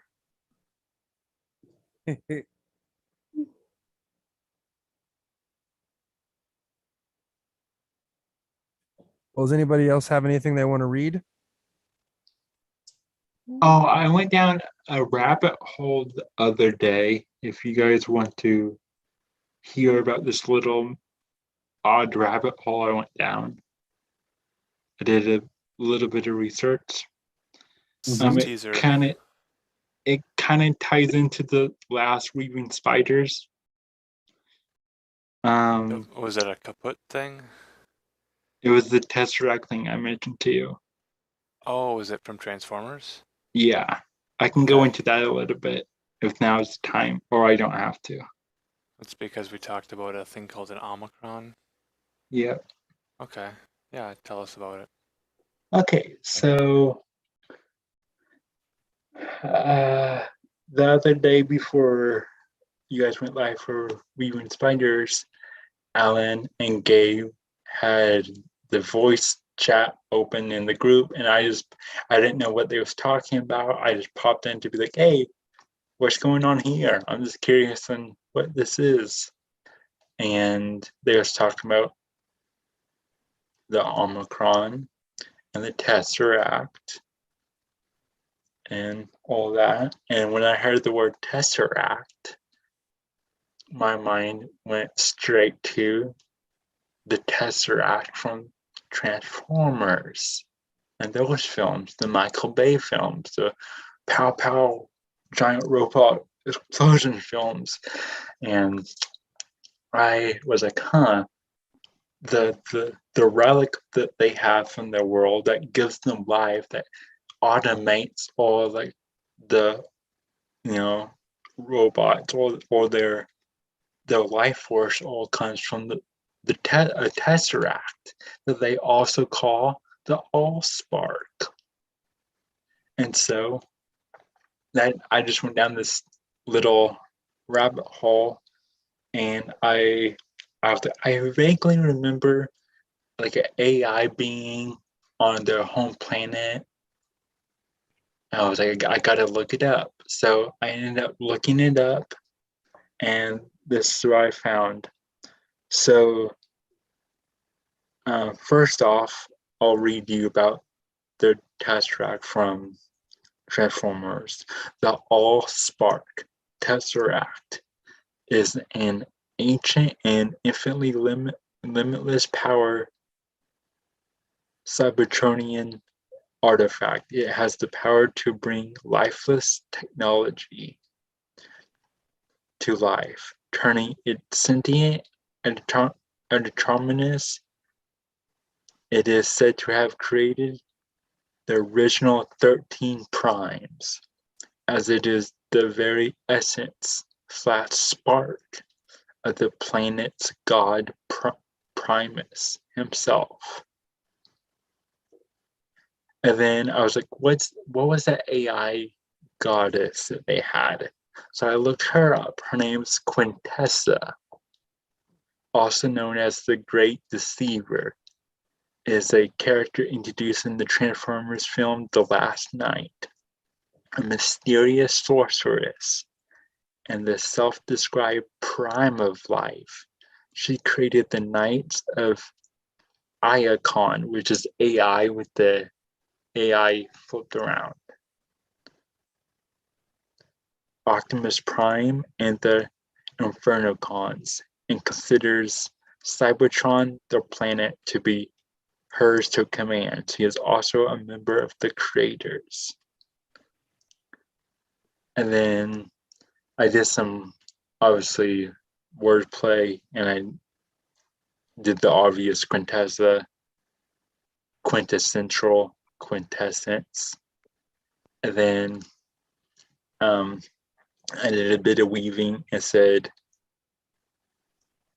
what is the new strand's goal, Omicron, Trench, and its job that they want to give us, transforming us into? Will we all spark? Will we be past all the tests to make it to the next act in this stage play?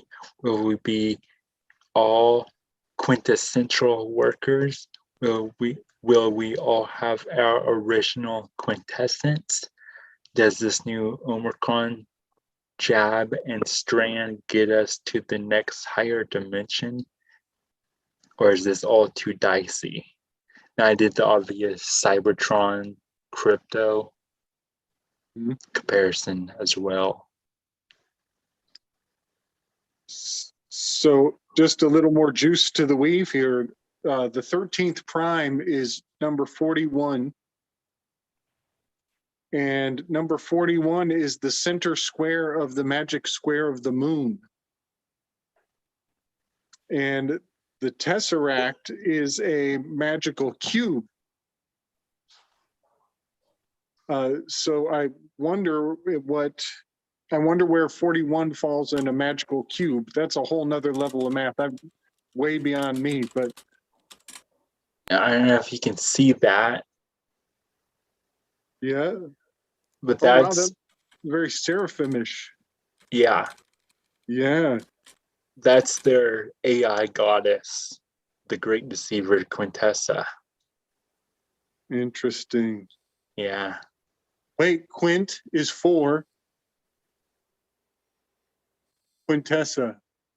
I can't quite get a 41 out of there, but that is interesting. The 13th prime is 41, and it's Quintessa. Was the quintessence the 5th element? So you take the 4 elements plus the 5th one, and that's like Aether as a 5th element? Yeah, nice.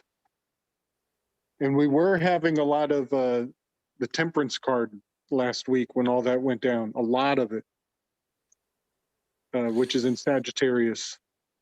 Yeah, I even drew a Temperance card in my personal drawing around that same time as well. Chris, to be clear, in the Transformers universe story canon, there's a character named Unicron.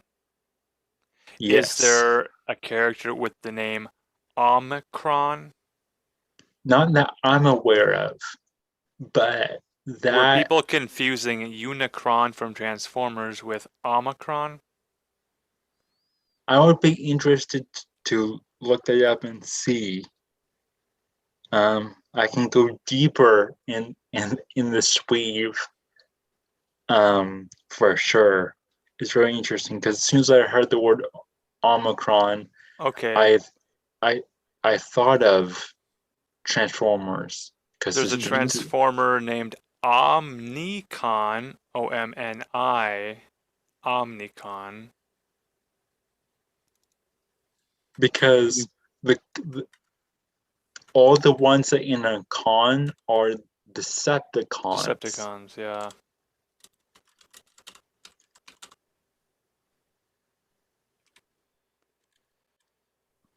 So I have a couple syncs that you guys just hit, like quite a few. I've been sitting on a few of them, and then a couple of them came out tonight. Earlier, I was on a forecast event, like an astrology forecast event for the next year. And one of my favorite astrologers brought up the Neverending Story, which links to number 41. 41. Oh, snap.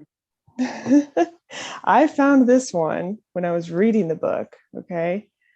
41 is gene key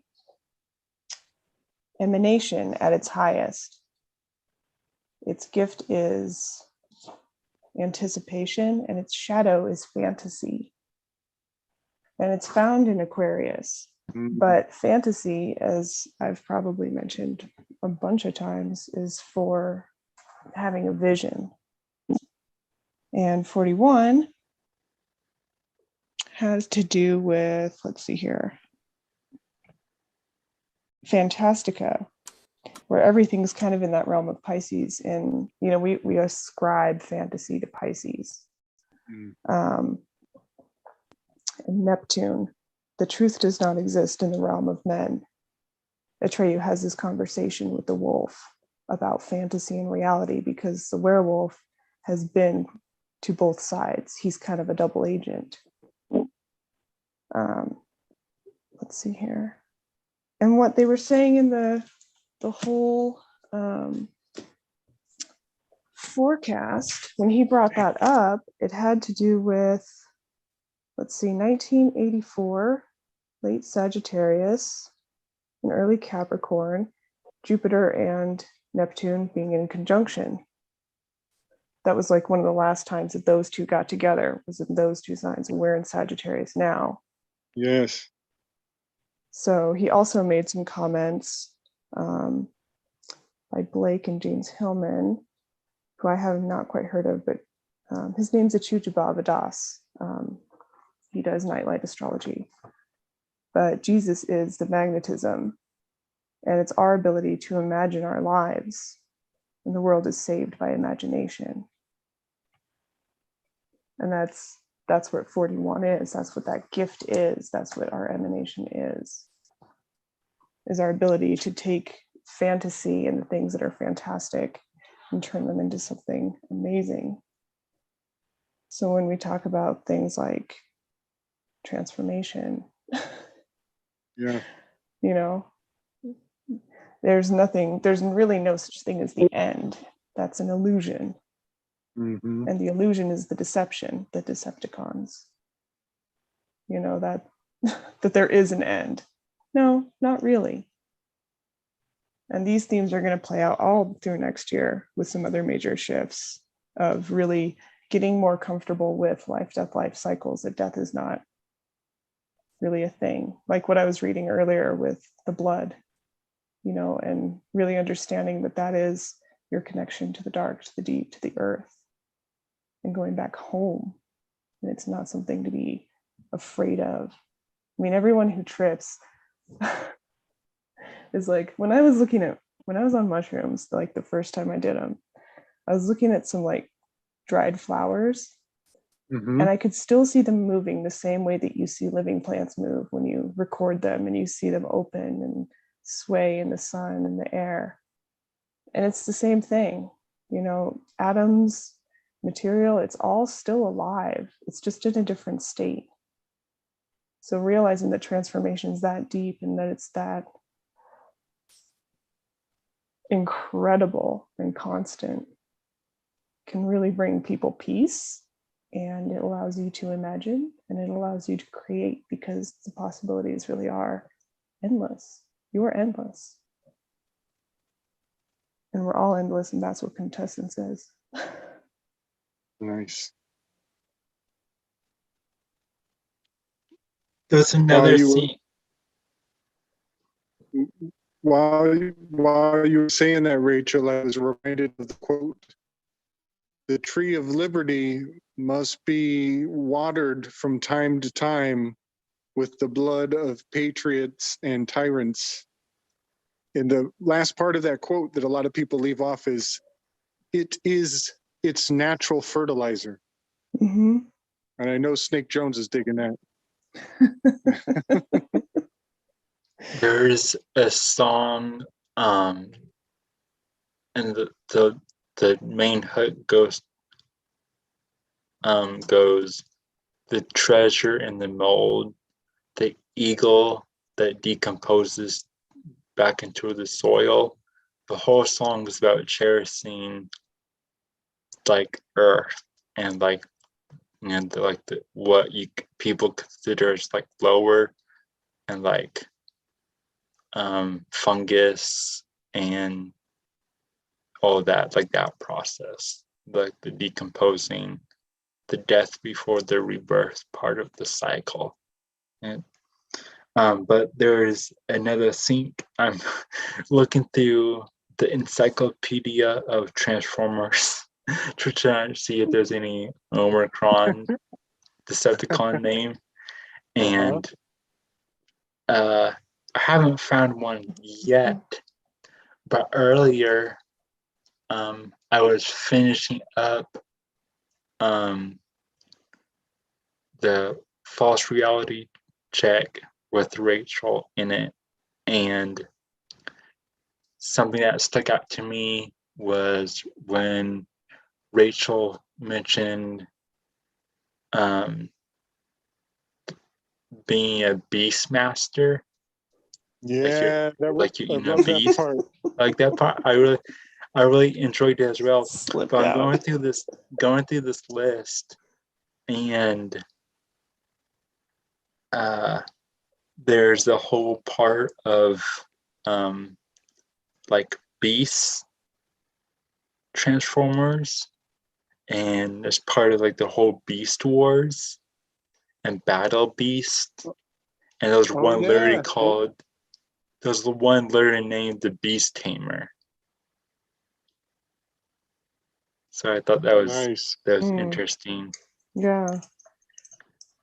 I really dug that part of their conversation, and what was interesting to me, what popped I made a little post about it in the group, but to kind of sum it up, what I thought was interesting that Rachel went the werewolf mythology part of it, when the first thing that popped into my head was Professor Hulk, which Professor Hulk in the comics, that's when Bruce Banner makes the deal with the entity Hulk that resides within him, because that's what Hulk is. It's like a other entity.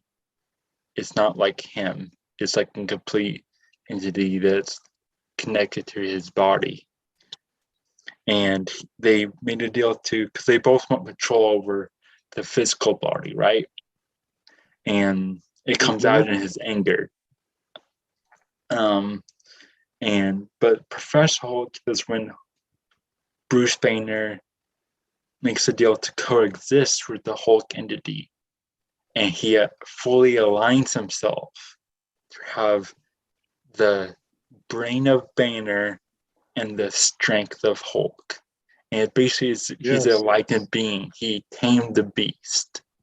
He's integrated. Yeah.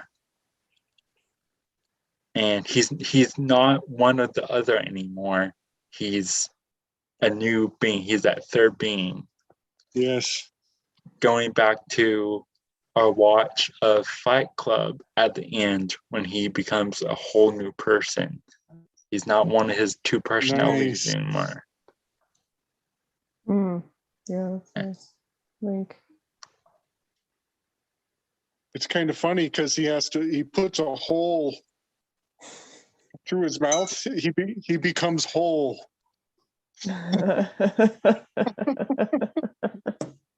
Ouch. Yeah, that part was crazy. Hey, but that's that whole Gebu rune. It's a gift, but it's a gift that comes at a price. With the sacrifice, yes. Mm-hmm. Yeah. It's not always a good time. Man, that's crazy how close to home it's, because Gebu was kind of like my name, and I'm a Leo, and Hulk was definitely a Leo. He was in the Leo in the Tarot Avengers work. And that was my favorite part of the Avengers series. I never knew that the Hulk and Banner came to terms. I never knew they became integrated. So yeah, and they did such a wish-washy way of doing that in the movie too. The comics do it so more fluidly, like it's a big ordeal. Yeah. Nice.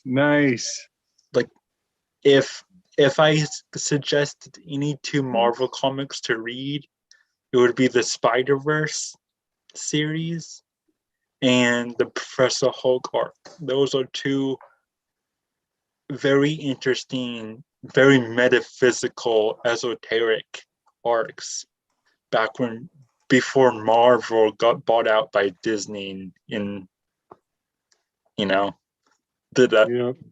was gendered-fied.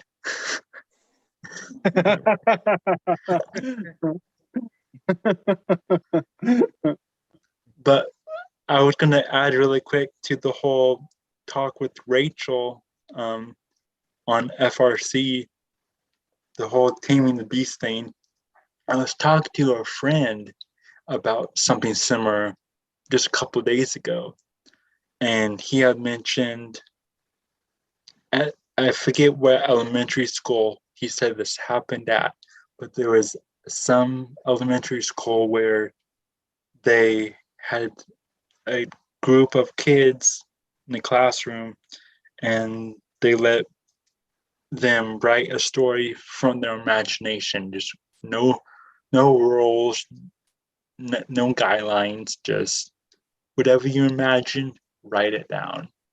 The majority of the girls wrote about like fairies and unicorns and princesses and all that, and all the guys wrote about like war and battle and fighting and like this and like hunting and all these what you can consider more violent things.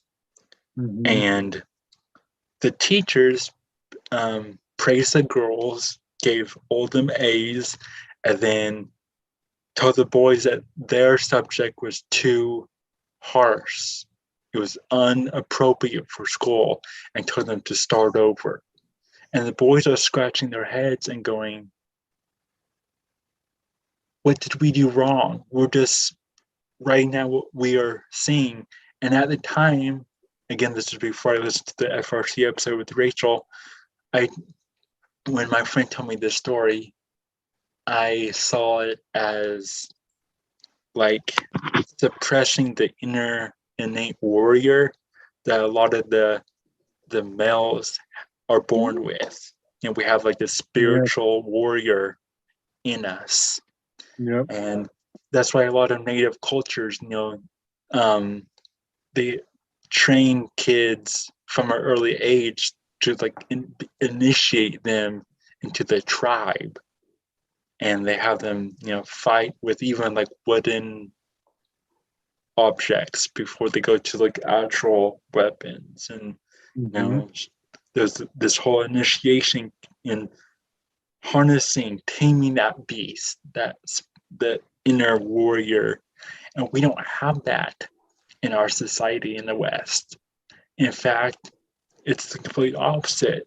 And that story my friend told me is a prime example of how they're suppressing and telling us that, oh, we're bad because we don't have control over that side of us. We can't tame the beast. And so when I heard that, when they got into it on FRC, I was like, man, this is coming full circle. Yep.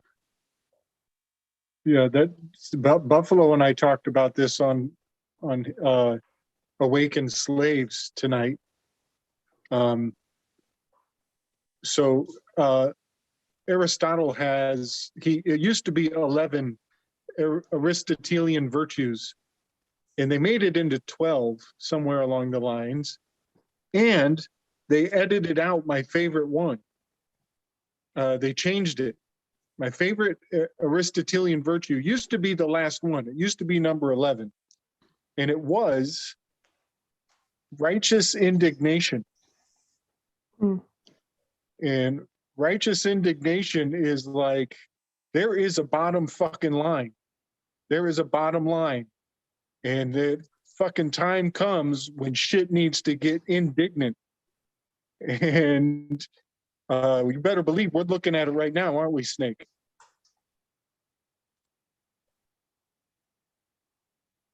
The cure for COVID is what? The blood of tyrants, baby. Bathe in it. Fertilize your fields with it. There's only so many of them. They're not that many. Yeah, man. Yeah, blood needs to fucking be shed. I'm sorry, but it does. It's past time. And well, it already they have has been. It's just not our blood. It's their blood now. Right. And we're well past that point. But they changed. They fucking came along. They edited the fucking Aristotelian virtues, and they changed righteous indignation. Now it says justice. Yeah, no, that ain't gonna work. Yeah, which is just outsourcing your power. Completely outsourcing your power. And I don't even know what the 12th one they added onto the list, but they have really fucked up the truth of the realm that we are in. And it is totally embodied in that story you told, Chris, telling those kids that their story is wrong. When you said the word justice, what popped into my head was the word justice system. And then I went further and said just us system. Going back to the whole thing we talked about on the Awakened Slave about cyst and going all the way down to snake and hiss and all that. Yeah. Yep. Cease and desist. Desist. CYST. Yep. Get rid of those. Cease and desist is an interesting little lesson in law. It turns out that is the same. That one of those two words is in French and the other one is in English. And I believe it's desist that is French, but the lesson of this is that if you insist. Many aspects of legal terms are redundancies. They actually, by design, they speak in the French language and in the English language.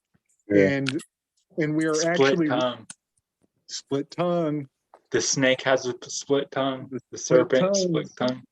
You got it, man. Yep. And they consider the French to be the superior of those two languages, for sure. Yeah. Well, guys, I'm gonna probably call it quits for the evening. Right on. Thank you. Fun. Much love, Rachel. Much love. I'm probably turning in too, guys. Oh yeah, it's getting pretty late, isn't it? I was so in the flow. I was like, ah. I know. I didn't even see what time it was. Yeah, thanks for joining me, everybody. This has been so much fun. Yeah. And definitely you'll have to come back next week as we'll do it again. Make some art, tell some stories, read some stuff. Absolutely. Everybody else, have fun. Yeah, thank you. I'm gonna sign out of the live stream. Right on. Good to see everybody. Much love, Snake. Good night, spiders. Much love, Chris.